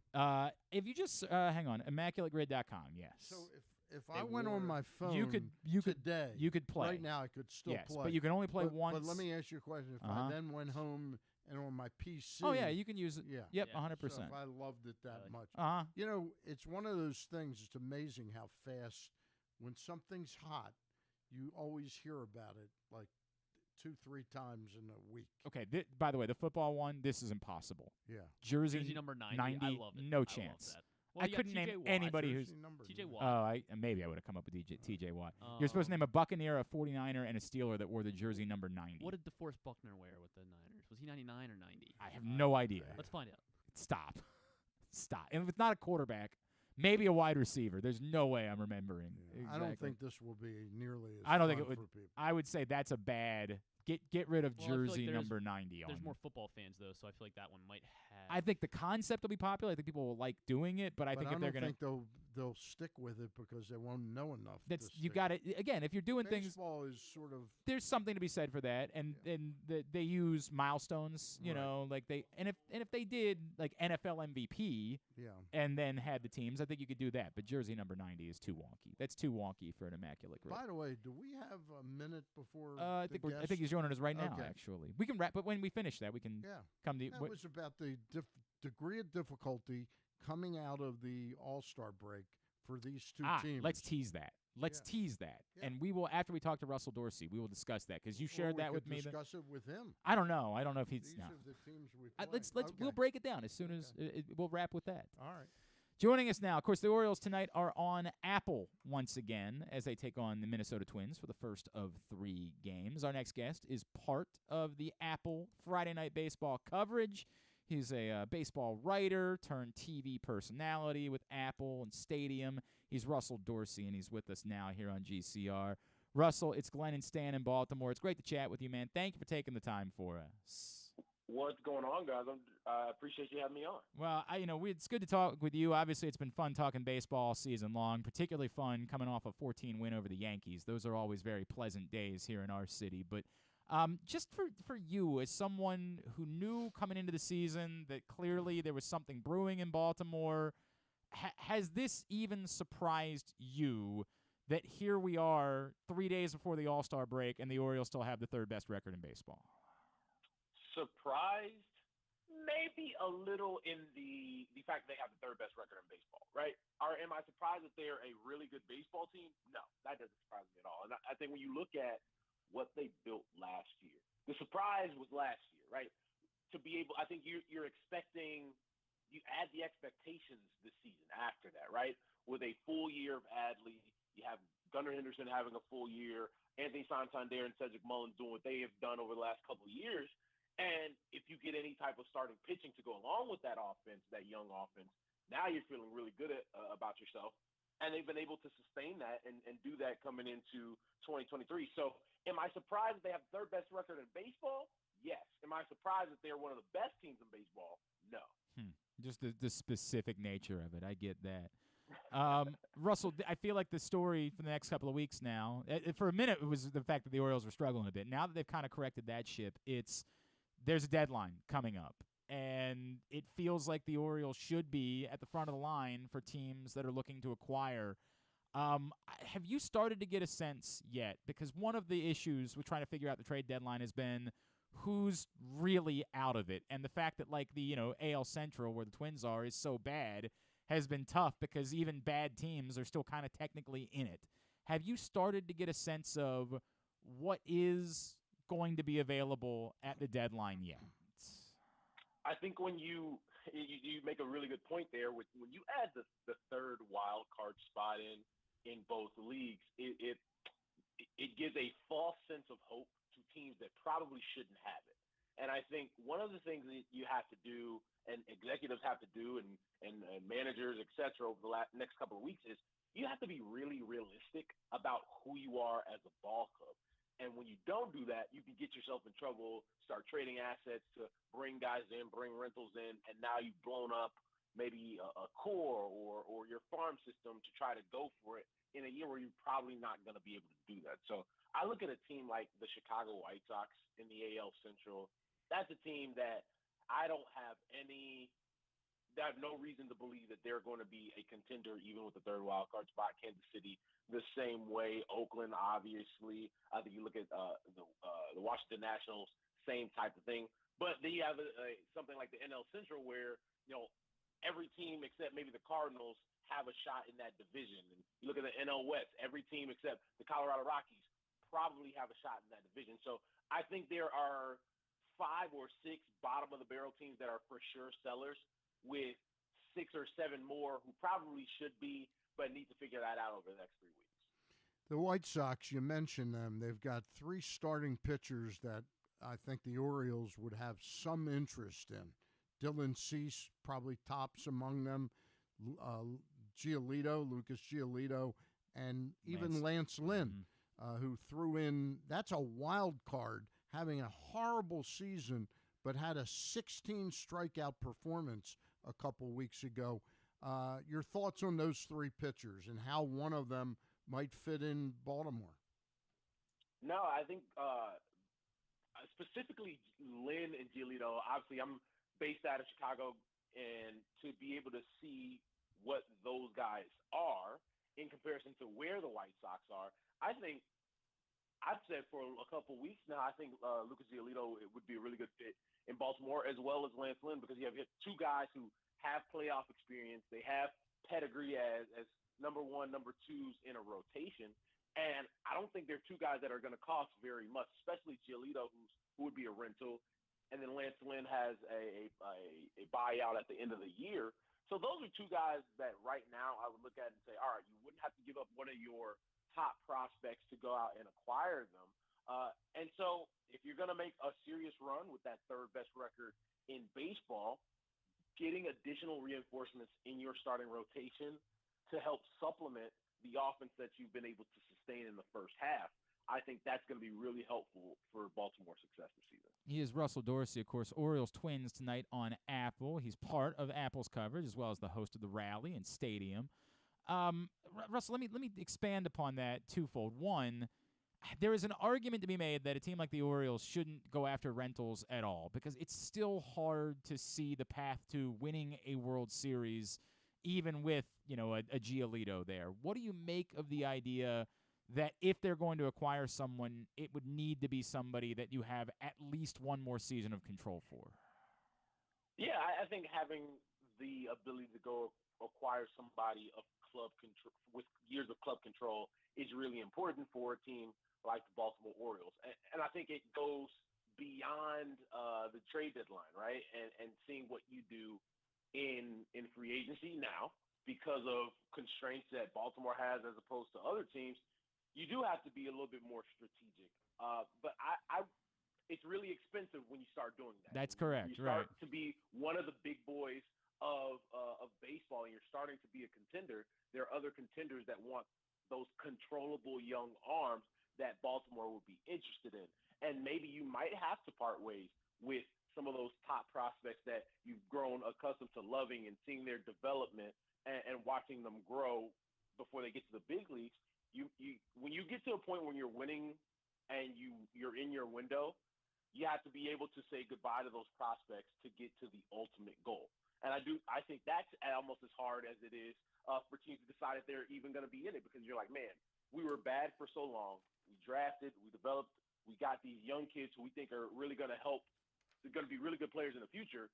But if there's somebody that you can acquire right now, you have to be able to take your emotion out of that to make that deal. So I think you make a really good point about having controllable starting pitching, controllable young players, not even just starting pitching, if you think they're going to help you in the near future and be able to part with some of those prospects that you've been able to draft and develop. I bring that up because, to the point, the other name that Stan brought up is Zielinski, right? And I feel like it's a twofold conversation. Yeah, would the White Sox give him up, and then what would it take to get him? And what is he? What's his situation? He's pitching to a 4.1 ERA this season. He's not been quite the same guy, but we know he's been really good. Like, what is Zielinski at this point? I still think Zielinski is one of the best starting pitchers in baseball when he's right, but like you guys mentioned, he clearly hasn't been right. And do I think the White Sox would part ways with Zielinski? Maybe for the right deal, but I think in a year like this where he has not pitched like himself, does it behoove them to sell low on his value? That's a good point. I don't think so. Like similar to what they have with Tim Anderson this year. Do I think they would trade Tim Anderson? Maybe under the right circumstances, but for a guy who has not looked like Tim Anderson, a guy who's won a batting title, do you trade him when his value is the lowest? Probably not. Like, I think you probably wait. You let him go past the deadline. You let him build up more value in the second half of the season. And if you wanted to make a move in the offseason, you could also do that. But do I think they would trade Cease? My gut tells me no. Yeah. They've got some control there, too, which with Lynn 3 years, and Giolito, they don't have the control. I've got to ask you, because you're in Chicago, I just traded, it was part of a trade yesterday. I acquired Tim Anderson on the hope, he gets dealt. That he's having, without a doubt, for an all-star caliber performer, he's having an unworldly bad season. Do you have any idea? Is he in a marital, divorce going on? Well, there's been some stuff. Something. I mean, what is going on with Tim Anderson? No, I think it's just a guy who got off to a bad start and then compiled that with multiple different injuries. So he had the knee injury earlier in the year that has still affected him a little bit. Then you have the shoulder that's affected him as of late. That's something that probably is going to bother him all year long, but he's trying to battle through that. So I think that it's been a combination of things. And then you guys know, like you've been watching baseball for a long time, confidence is everything, even for a guy who's won a batting title, even for a guy who is looked at as one of the better shortstops in all of baseball. When you look at that board and you see 215, 220, no homers, that confidence wavers. And so sometimes you have to see one go over the wall. Like in basketball, you got to see one go in before you build that confidence back up.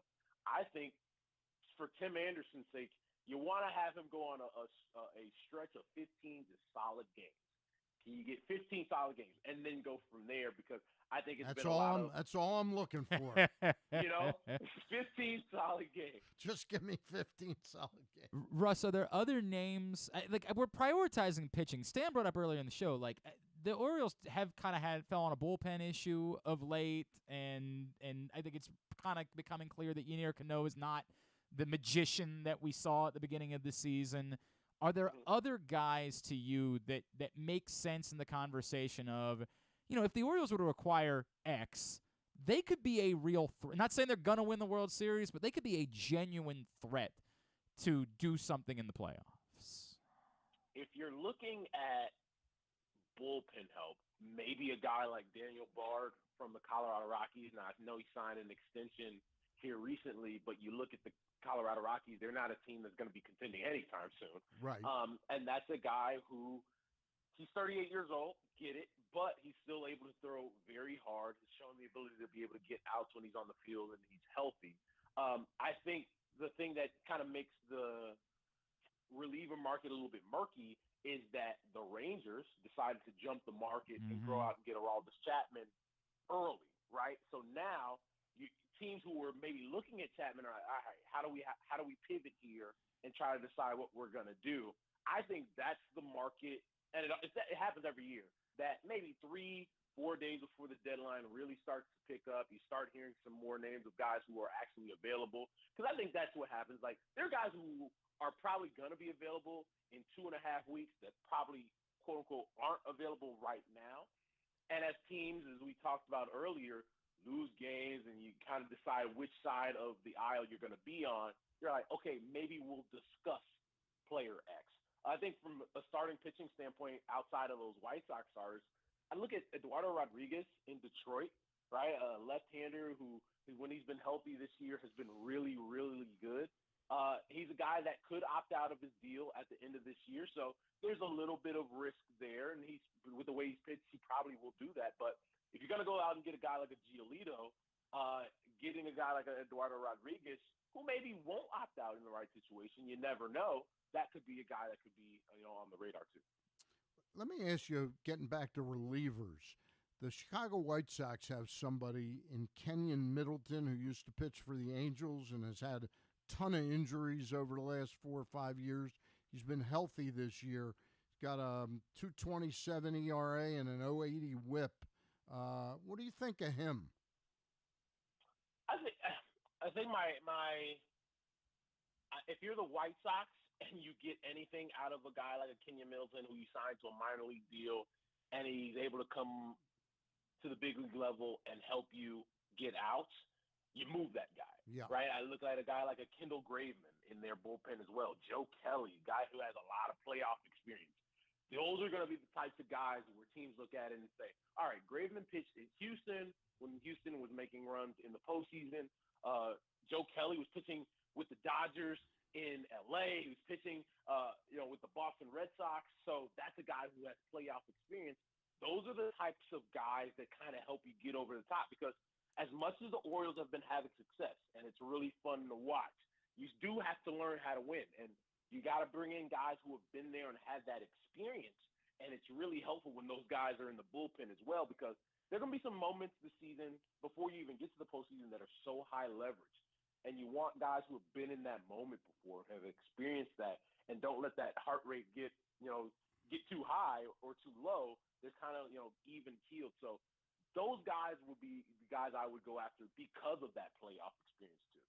Russell, before we let you go, and we'll look forward to tonight, Orioles-Twins on Apple, I just wonder if you've gotten a sense around baseball about the job that Brandon Hyde has done in Baltimore. Like, it's something that it's hard to quantify, and I talk about it all the time. You're always going to disagree with certain decisions that a manager makes, but for a guy that a lot of people believed was here until the real guy came along, winning has come with him, and this culture, and talking to guys that have been in other places about how much fun the Kyle Gibsons of the world are having here, and Ryan O'Hearn's, Aaron Hicks, guys like that.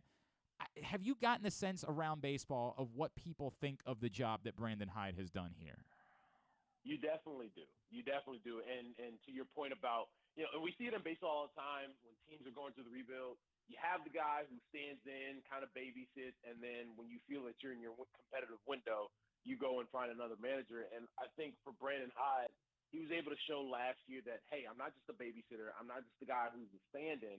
I am the guy that can lead this team. And being in Chicago, knowing how people think of Brandon Hyde there, and talking to David Ross about Brandon Hyde, like, he thinks the world of him. I know that organization does too, for what he was able to do in Chicago with those guys when they won the World Series in 2016. And they were in a similar situation where they were these young kids that were bad for so long.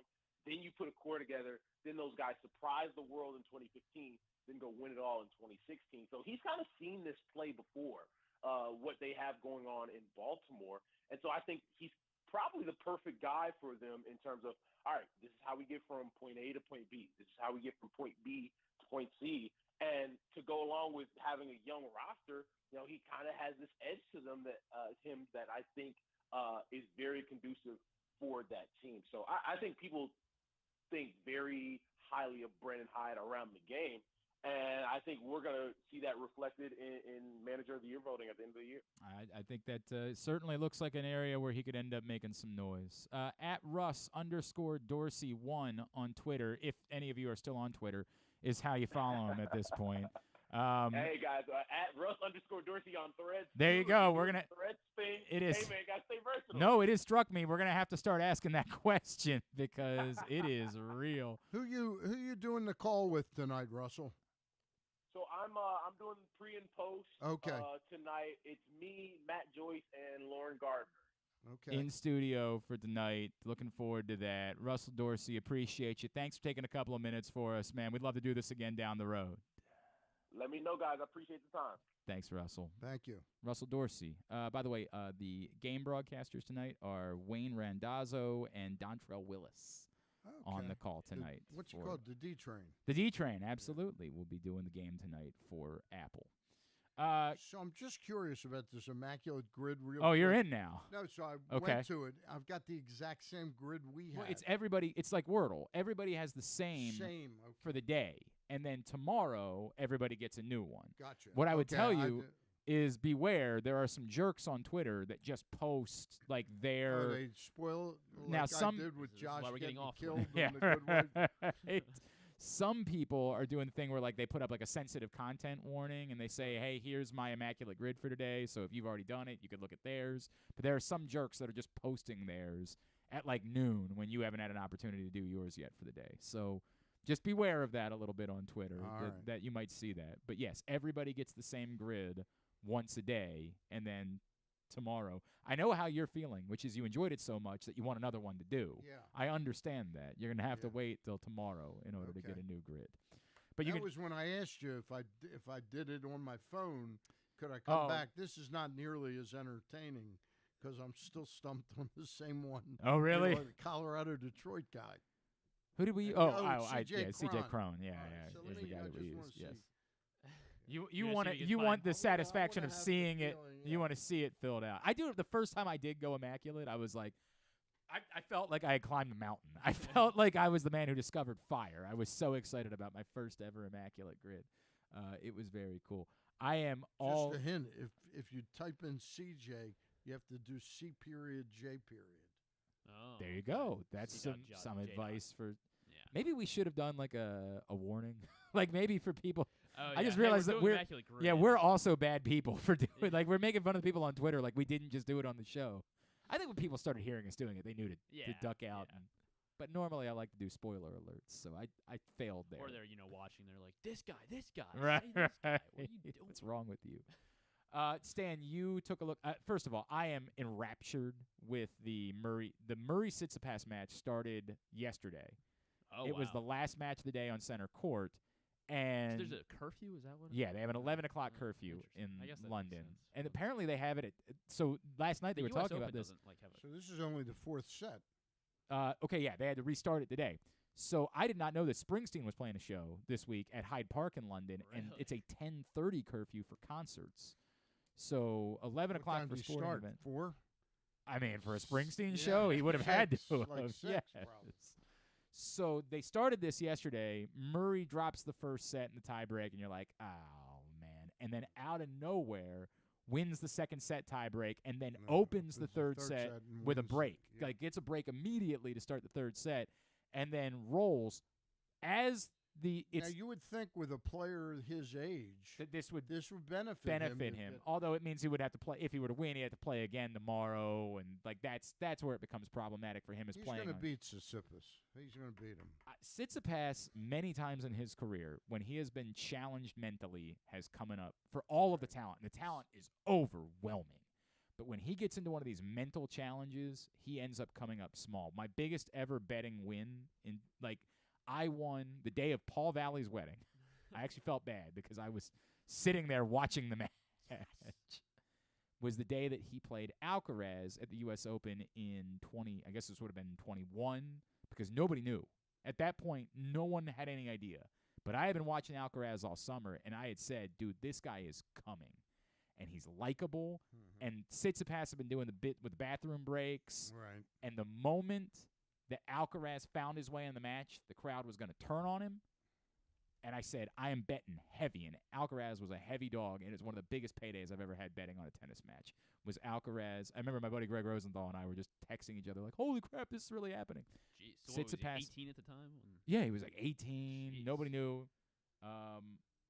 I understand what you're saying, that it now being challenged by the crowd, being completely behind Murray, and falling behind a little bit. Who for is he all- dating now? Isn't that Palabadosa? I don't want to talk about it. She's my Oh, yeah. favorite. I love her so But much. hasn't he like been bad? Tsitsipas Is dating who? Palabadosa, who's a Spanish tennis player who is gorgeous. I mean, And just he's been playing really poor, right? Since he's That is a woman, right? yes, Pala. Yes, Pala. She's Spanish. She's Spanish.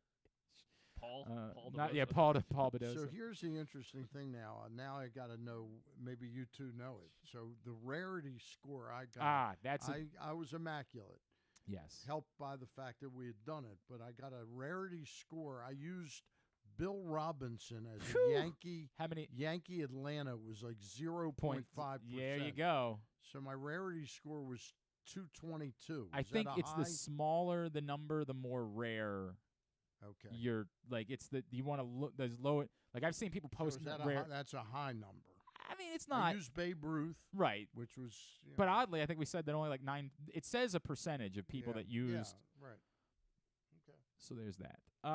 All right, you wanted to talk about the upcoming schedule. Yeah. Well, these two teams, and they battled a couple close games last weekend. The Orioles were lucky to get one of them on Sunday. Orioles have a far better record than the Minnesota Twins going into this. The Twins, by the way, are in first place in the AL Central. Yeah, they're with one game over 500. They're or two. Two games. Their same record. If they were in the AL East, they would be tied with the Red Sox for Red last Sox, place. Right, exactly. So the Orioles, after this 3-game series in Minnesota, they come out of the All-Star break, have 3 at home against the Miami Marlins, who would probably be in third place by a half a game or 1 game behind us in the American League. Yes, East, that's right. Roughly. Yeah. They got the Miami Marlins. We got the Dodgers Then we go to Tampa for 4 games. Then we go to Philadelphia for 3. Then we come home for 3 against the New York Yankees. That is That is a brutal. That is 3, wait a minute, 3, 6, 10, 13, 16-game gauntlet. Now compare the Minnesota Twins, okay, after the All-Star game, okay? They start with that real tough series in Oakland. Oh, God. Well, they'll be lucky 3-game to. series in Oakland. You say that. It was tough for the Rays. Yeah. Then they go to Seattle for a 4-game series against a team that doesn't hit very well. Although the Orioles struggled with them. Yeah, yeah. They then are home against the White Sox for 3. They're home against Seattle for 3. They then go to Kansas City for 3 and St. Louis for 3. How about that 19 games compared to the 16 games of the Orioles? I mean, part of that obviously is being in the Central, the Twins could go. Oh yeah, they could make a serious dent and separate. Yeah. One of the things that people have been very frustrated with the Fangraphs playoff odds for the Orioles because they, despite being in second place, it seems to be that they've always had the 4th best playoff odds of AL East teams. That has changed recently, and they finally surpassed they only surpassed the Yankees for their playoff odds. The Blue Jays still have notably better playoff odds than the Orioles do, according to Fangraphs. And somebody with Fangraphs kind of pointed out, like, a lot of that is not it's not the Pacoda thing. It's not our preseason doubts about the Orioles. Right. It's about the strength of schedule that they still have to face. That's why it's so skewed. Well, the Orioles this year, if I'm not mistaken, I'm never that intrigued with betting on things I have to wait 6 months. It's very difficult. It's very difficult to sort of earmark any meaningful money. Mm-hmm. The Orioles were like 76, 77 wins. That's I wrote about it in our. Oh, they're over under. Under. Yeah, I think it was like God, they're going to obliterate 76? That. I absolutely made that one of my bets, and when we did our whichever print issue we did our, too. I was like, this is insane. Careful what you say, Stan. They better obliterate it. Yeah, I mean, all right. Yeah, don't speak things into existence. You son of a bitch. No Let's not do that. It's kind of like my mother-in-law and my wife when my mother-in-law was alive. Every time we drove to New York, Jane would get on the phone about an hour and 20 and say the traffic ago. is. We're flying along. We're flying along. Doing? What it's are like you I doing? Said, what are you doing? Whoa, stop it. And like within like literally 1 or 2 minutes, it was like just horrendous. Always works that way. All right, let's get a tidbit. Tidbit is brought to you today by your local Toyota dealer and buyatoyota.com. The Toyota Tacoma comes in a range of models and trim lines, so you can choose the perfect Tacoma to reflect your unique personality and driving habits. Check out buyatoyota.com for deals on new Tacomas from your local Toyota dealer today. Victor Wembanyama will make his Summer League debut tonight for the Spurs against the Hornets. Tickets are going for average ticket prices $96, which is the highest ever for any Summer League game ever since they began tracking that data. Good for the parties involved. I've got nothing else to say. Gunnar Henderson had a great game, and actually, obviously, Jackson Holiday. AJ mentions this on Facebook that Jackson Holiday had another 5-hit night. He's very good. Great night yes, all around in Birdland. I mean, he's very, very good. So Gunnar became the 3rd Orioles. Okay, sorry. Actually, he's the 2nd Orioles rookie with 4 hits and 5 RBI. The stat includes a St. Louis Brown, so not an Oriole. Wanking motion. Gunnar is the 2nd Oriole rookie with 4 hits and 5 RBI in a game since RBI became an official stat. Do you think you can guess the other rookie Oriole? 4 hits, 5 RBIs. 4 hits, 5 RBI. They did it in 2000. Orioles rookie in 2000. Yeah. I'm sorry, 2000 Orioles 2000 rookie. Orioles 4 hits, rookie. 5 RBIs. That would predate Roberts. It would. 2000. I don't remember if he was a rookie at the time because I think. What about the sports writer's son, David Newhan? No. Ooh, that's good. It was not. That's good. Newhan. Had he played in the majors before he played I for don't the think Orioles? he had. I think you're right about that. 2000. The 2000 Orioles still had a lot of the hangers on from the they still had the Harold Baines. They still had the. Who else was on? What about Rodrigo Lopez? It was not Rodrigo. Well, it would have to be a hitter. Yeah. Well, I'm sorry. I was never mind. Jerry Hairston? Not Jerry Hairston. It was. Ready for it? It was Chris Richard. We could have been here for a long time without me coming up with Chris Richard. Had 4 hits. I did also see another one floating around last night from Rock. Gunner's the 5th Orioles rookie to have a leadoff home run. The others are the 5th Orioles rookie. Matt Angle, who we could have been Oh, here. God. We Mrs. could have been Engle's here son. for Is that 2011? for forever. The other 3 are at least remember 2 of them. This is rookies who rookies who have hit a leadoff home run. 2 of them. Did Ryan Flaherty hit leadoff Ryan once? Flaherty at 100% is on the list. I was going to say 2 of them are Rule 5 picks, and Ryan Flaherty is one of them. 2 of them are Rule 5 picks. How about Joey Rickard? Joey Rickard, of course, and his beautiful eyes. The other one makes What is Joey Rickard doing today? That's a great question. Maybe he should be a model, is what he should be doing. Those beautiful eyes of his. Joey Rickard. I hear he was dating that tennis player. He's Paula Bedoza and Stefanos Tsitsipas stole her away. I don't know. He doesn't have playing in the Mexican League, and he doesn't have a summer bio. He just retweets baseball things on his Twitter. He doesn't really give an update about himself. That's what I want to be doing. He just sort of retweets random baseball things. Good for him. The other currently an Oriole. Currently an Oriole, and they hit a leadoff home run as a rookie. Mullins? Yes, Cedric Mullins. Okay. The obvious answer. Lucky I didn't make you go for Matt Angle. Yeah. Matt Angle. I would have gotten it eventually, I think. You said 24 Yeah, or stop. 20, Stop. 21, 11, Stop. whatever. Anything else? Yeah. Last night, Francisco Lindor became the 6th player with 5 hits, 2 triples, and a home run in the same game. He joined these 5 others. 5 hits, 2 triples. I wasn't really going to make you guess. I mean, there's okay. I was there's like one that I guess you should get all-time player. Ricky Henderson. Not Ricky Henderson. Willie Mays. Okay, well he's good. Yeah. Dimitri Young was the last player to do this. Meat. Yeah, Dimitri Young, 5 hits, 2 triples, and a home run. He joins Hoyt Evers. Sure, if you say so. Rogers Hornsby and Rogers Hornsby. Yeah, he's pretty good. Yeah, and he's Cy pretty. Seymour. You said he's pretty good. Yeah, That's your hot take this morning. Cy Seymour. And I remember it was. That's why we can't let anybody see your face. Dimitri Young's brother, who played for the Orioles, Delman. Delman. Yes, yeah. correct. And I remember we talked about this. We wanted to do a random 2008 lineup a couple weeks Did ago. we? Yeah, because Okay. I think I did one from the 90s, and so I picked one that was. So I decided to go with the 51st win, since the Orioles just picked up their 51st win yesterday. all the right. 51st win of the 2008 season. It came on July 28th against the Yankees, and so also happened to be a 9-run win over the Yankees. So Jones and Markakis. Jones and Markakis were on the team. Yes. Why am I? Oh, here we go. I clicked the wrong tab. Yes, Jones was batting 2nd, Markakis batting 3rd. 5 RBI game for Adam Jones and a 13-4 win. 2008. Yes. Luke Scott.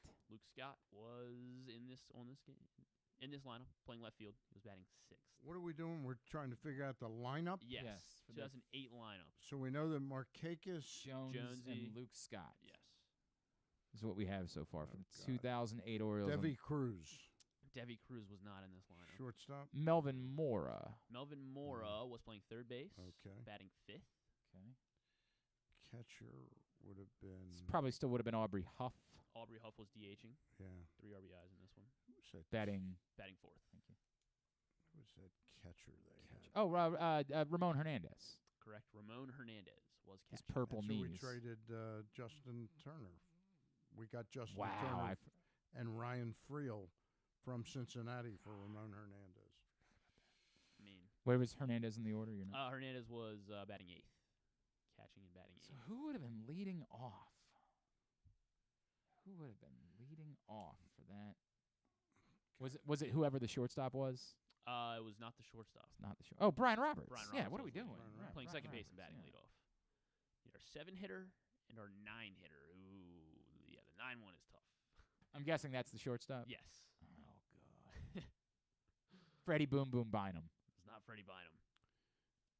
Fahey. Fahey came into pinch hit and then played Son of a bitch. later in the game. He did not start. God, I can't remember any of these names. The shortstop of that team. What year did Andy McPhail come? It was He was not in there this lineup. because he Right, made so he made the. didn't he go out and acquire a shortstop that played really good, decent defense the first year he got here? I'll give you. He was a Dodger in a red in 2008. It was the very tail end of his career, and before he played for about 6 different teams the last 3 seasons. The name is not going to come to me, but go ahead. Juan Castro. Mm. Juan Castro was batting That was ninth not the guy I was thinking and about. playing shortstop. And then at first base. Conine? No, that would have been post Conine. Millar? It was Kevin Millar. Yeah. Orioles legend, Kevin Millar. Yeah. And then on the mound. Guthrie. It was Jeremy Hey! Guthrie. If it hadn't been Guthrie, I don't know that we would have come up with it. That's 15 years ago. Jeremy Guthrie was. Yeah, man. Mike Mussina was pitching for the Yankees. How about the that? Orioles shelled him. How about that? Never should have happened. All right. Very good. Very good. Oh, I did like this one from Orioles statistics. Of course, the Orioles, we know, have gone now 67 series of 2 to 5 games without being swept. Right. Second place is the Texas Rangers. The second longest streak of series without being swept. How long is their streak? 27. It was less than that, right? Less than that. It was 20, wasn't it? 20. 20. So they've been swept 20. earlier this year. Yeah, there you go. That's an interesting. It's remarkable, right? I mean, I don't know exactly what it means, but it means something. We know that. Yeah. It means something. It means that your manager's doing a fairly good I don't job. disagree with that. Tubular is brought to you by the print issue of Pressbox, which is available for a few more weeks, celebrating Tony Saragusa. Incredible cover story from Dave Ginsburg. He's getting great pickup. The picture of Tony really resonates That's beautiful. with a lot of people. And it's a wonderful story. It's a really, David Ginsburg really did a wonderful really nice job, story. Your idea to do it. So Well, I was, I think we talked about this on the show a couple weeks ago. When you have an idea, it means all the more when you see it come to fruition, I guess, when it's done well, right? Like, because you can have an idea. Well, when you hire David Ginsburg to write for you're getting get quality and how much he cared about it, and you could see how much he put into it because of it. It's a wonderful, wonderful story. You can always read it at PressBoxOnline.com, but I would encourage you to go pick it up for free at your neighborhood Royal Farms, any of those hundreds of locations around town. I made sure that Rob Burnett got a few copies of it, and you also. Yeah, made we sure sent them to the Saragusas, absolutely. Yeah, Yep. it's great. They were very Tony's daughter and I had a nice conversation. She was very, very appreciative of the story, and it's a wonderful story. Yeah, and she was appreciative of the look and everything. Yeah. She really appreciated that. All right, as we mentioned, Orioles Twins tonight, 8:00, Apple TV Plus. Cole Irvin and Bailey Ober. Tomorrow, 2:00 on Masson, Tyler Wells and Sonny Gray. Sunday, 2:00 on Masson, Kyle Gibson and Joe Ryan. It's a topic we can save for next week to talk about it in a larger sense. You saw the story about Corey Dillon. I did see the story. Yes. Really pissed off Yes. at the Bengals equivalent to the Ring of Honor. Yes. And he says it's kind of BS the way they do it. They've given it over to fans rather than letting the people inside the building make that decision.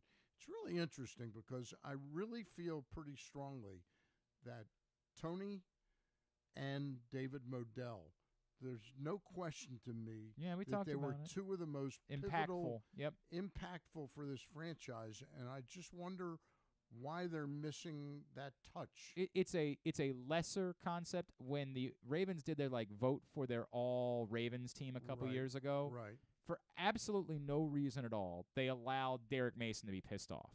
They had no need to do this fan vote thing Right. and have younger people that just don't remember Derek Mason as well. God bless Steve. I'm not even trying to take a shot at Steve Smith. Yeah. It's not that. Steve Smith came here and was a hell of a player for a few seasons. Right. But Steve Smith is not a more to compare Steve Smith and Derek Mason as Ravens is laughable. Anquan Bolden won a Super Bowl and was a really significant part of the Ravens winning a Super Bowl. Right. So Anquan Bolden absolutely deserved to be the second receiver on the list because he was an impactful player for the Ravens winning a Super Bowl. But Steve Smith, in no world, should have been above. Should have been Derek Mason. And the Ravens, by attaching their name to it and making it their team, were essentially saying, well, we think that Steve Smith was more impactful than Derek Mason. And Derek Mason was genuinely bothered by it, like genuinely pissed off and upset and hurt. And for no reason. And there's no need to do that. The point that Corey Dillon's making, like, there's no need to put Corey Dillon through that. Yeah. Somebody in that building should be willing to step up and say, "The hell are we doing?" Yeah. I understand the point. I wrote about David Modell about 4 years I understand. ago. I understand 3 years it. ago, something like that. Other stuff this weekend, as we mentioned, Wimbledon today on ESPN. Tomorrow it starts on ESPN, then moves to ABC. Francis Tiafoe will be back in action tomorrow. Sunday, same thing, starts on ESPN, moves to ABC. God, I've already forgotten who Tiafoe has next. He's got a good draw right now. He's got a good chance. What American has the best chance with Korda gone? Oh, it's Tiafoe by far. All right. But he's got to play Dimitrov. That's who it is. He's got to play Dimitrov, who's really good on grass. But he'll be favored to win that match. It's a match he should win, but Dimitrov is really good on grass. That's who he gets tomorrow. Also, this weekend, Gold Cup, the quarterfinals. USA in action on Sunday against Canada at 7:30. MLB Draft at 7 o'clock on Sunday night. MLB Network and ESPN for the draft. The Futures game tomorrow, 7 o'clock on Peacock. If you do want to be interested, they're using the automatic balls and strikes in the Futures game. Oh, great. Or they're not using that. I'm interested. So you can take a look at that. When is that Sunday? It's tomorrow night at 7. The Futures game. Futures Saturday night at 7. So fix the All-Star game. Automated balls and strikes. I'm not opposed to it. Yeah. Thank you. Yeah, we can save the Athletic all that money, and they need to save some money, clearly. It is good news tomorrow if you're an Orioles fan because the Orioles play at 2. So for once, you're not having to choose between the two games. But for all the other teams in baseball, pick one. Futures game. It's so stupid how they do that. And then the UFC fight tomorrow night. We talked about it yesterday. Volkanovski and Yair Rodriguez, 10 o'clock on pay-per-view through ESPN+. Bo Nickel. He should be. I know that's your big one. Now is that Mrs. Murray? No, that's not Paola. That wasn't Paola. Paola played today, so I don't know if she's... There's Paola. In the British hat? Yeah, rooting for Andy Murray. She got retired. Yeah, I'd be surprised if she's watching. And then, as Griffin also mentioned tonight, Victor Wembanyama and the Spurs play their first Summer League game. If you want to watch that, it's 9 o'clock on ESPN. I feel like there was something else. Oh, the final tune-up for the U.S. women before the World Cup on Sunday, 4 o'clock against Wales on TNT. Where is the Women's World It is Cup? in Australia. Now, the first 2 games are at 9 o'clock, so that's nice. The third game, I believe, is a 3 a.m. match, so that will be quite frustrating. All right, non-sports-wise. Let's see. The Ashley Madison Affair. This is a docu-series on Hulu. It's about the Ashley Madison site where people would go to have. And then they got hacked, and then people found out. Out who was going on the site. So that is on Hulu. The Outlaws movie on Netflix. This is the Adam Devine movie where it's a pretty good cast. Michael Rooker, Pierce Brosnan, Nina Dobrev. Okay. But Dobrev doesn't do anything in it. It doesn't look like. But his future in-laws. He's a bank teller, and the future in-laws rob his bank. Because he was all right, no offense. I need you to move on because we are captivated. They're in a 4th set tiebreak right now. We just need to. Okay, all right. We need the to. Outlaws. Well, I thought you I understand. Adam Devine, I do like Adam Devine, and I bumped into him and hung out in New Orleans once. So he's got a new movie on Netflix. Check it out, The Outlaws. And then Prime Video. The show actually looks pretty good. The Horror of Dolores Roach. Dolores Roach runs a massage parlor in her friend's basement after getting out of jail, and then she accidentally kills one of her patients. Damn it. Seats Piss got the mini break. Don't like that. So the Horror of Dolores Roach. That's on Prime Video. Looks pretty good. Celebrity Family Feud Season 9. It's back. Season 9 premiere. Okay, is this really what we're doing? Spending time on when we could be watching tennis? Feud? Come on. Can we please? The $100,000 pyramid. Steve Sharippa is going to be on the $100,000 pyramid on Sunday night as well. So. Okay, so nothing then. Gemstones Sunday night. Dead City. No Gemstones on Sunday. No new episode of Gemstones. I'm not sure why, but I they're don't like taking a week that. off. I don't like that at all. All right, very good. Stan, tomorrow you'll be on with the boys on the bat around? That is correct. Back Monday. I'm not sure the time. Might be 4 o'clock. Okay. We might be moving that Monday Zoom with Ross Grimsley and Luke Jackson.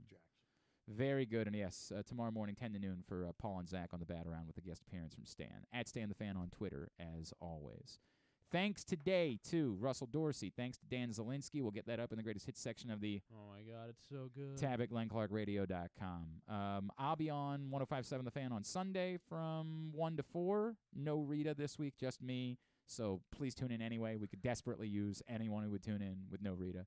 and then we'll be back on Monday. Thanks, everybody at PressBox, all of our great sponsors and partners, including Live Casino and Hotel, Maryland, Glory Days Grill, Dorchester County, the Bowie Bay Sox, Royal Farms, Costa Sin, All-American Lacrosse, the Baltimore Orioles, Birdland Sports, Easy Pass Maryland, your local Toyota dealer, buyatoyota.com. Thanks to Griffin at Griffin_Bass. Follow us, Twitter, Instagram, and TikTok at Glenn Clark Radio. Have a great weekend. Go Birds. Go Team USA. Duke sucks.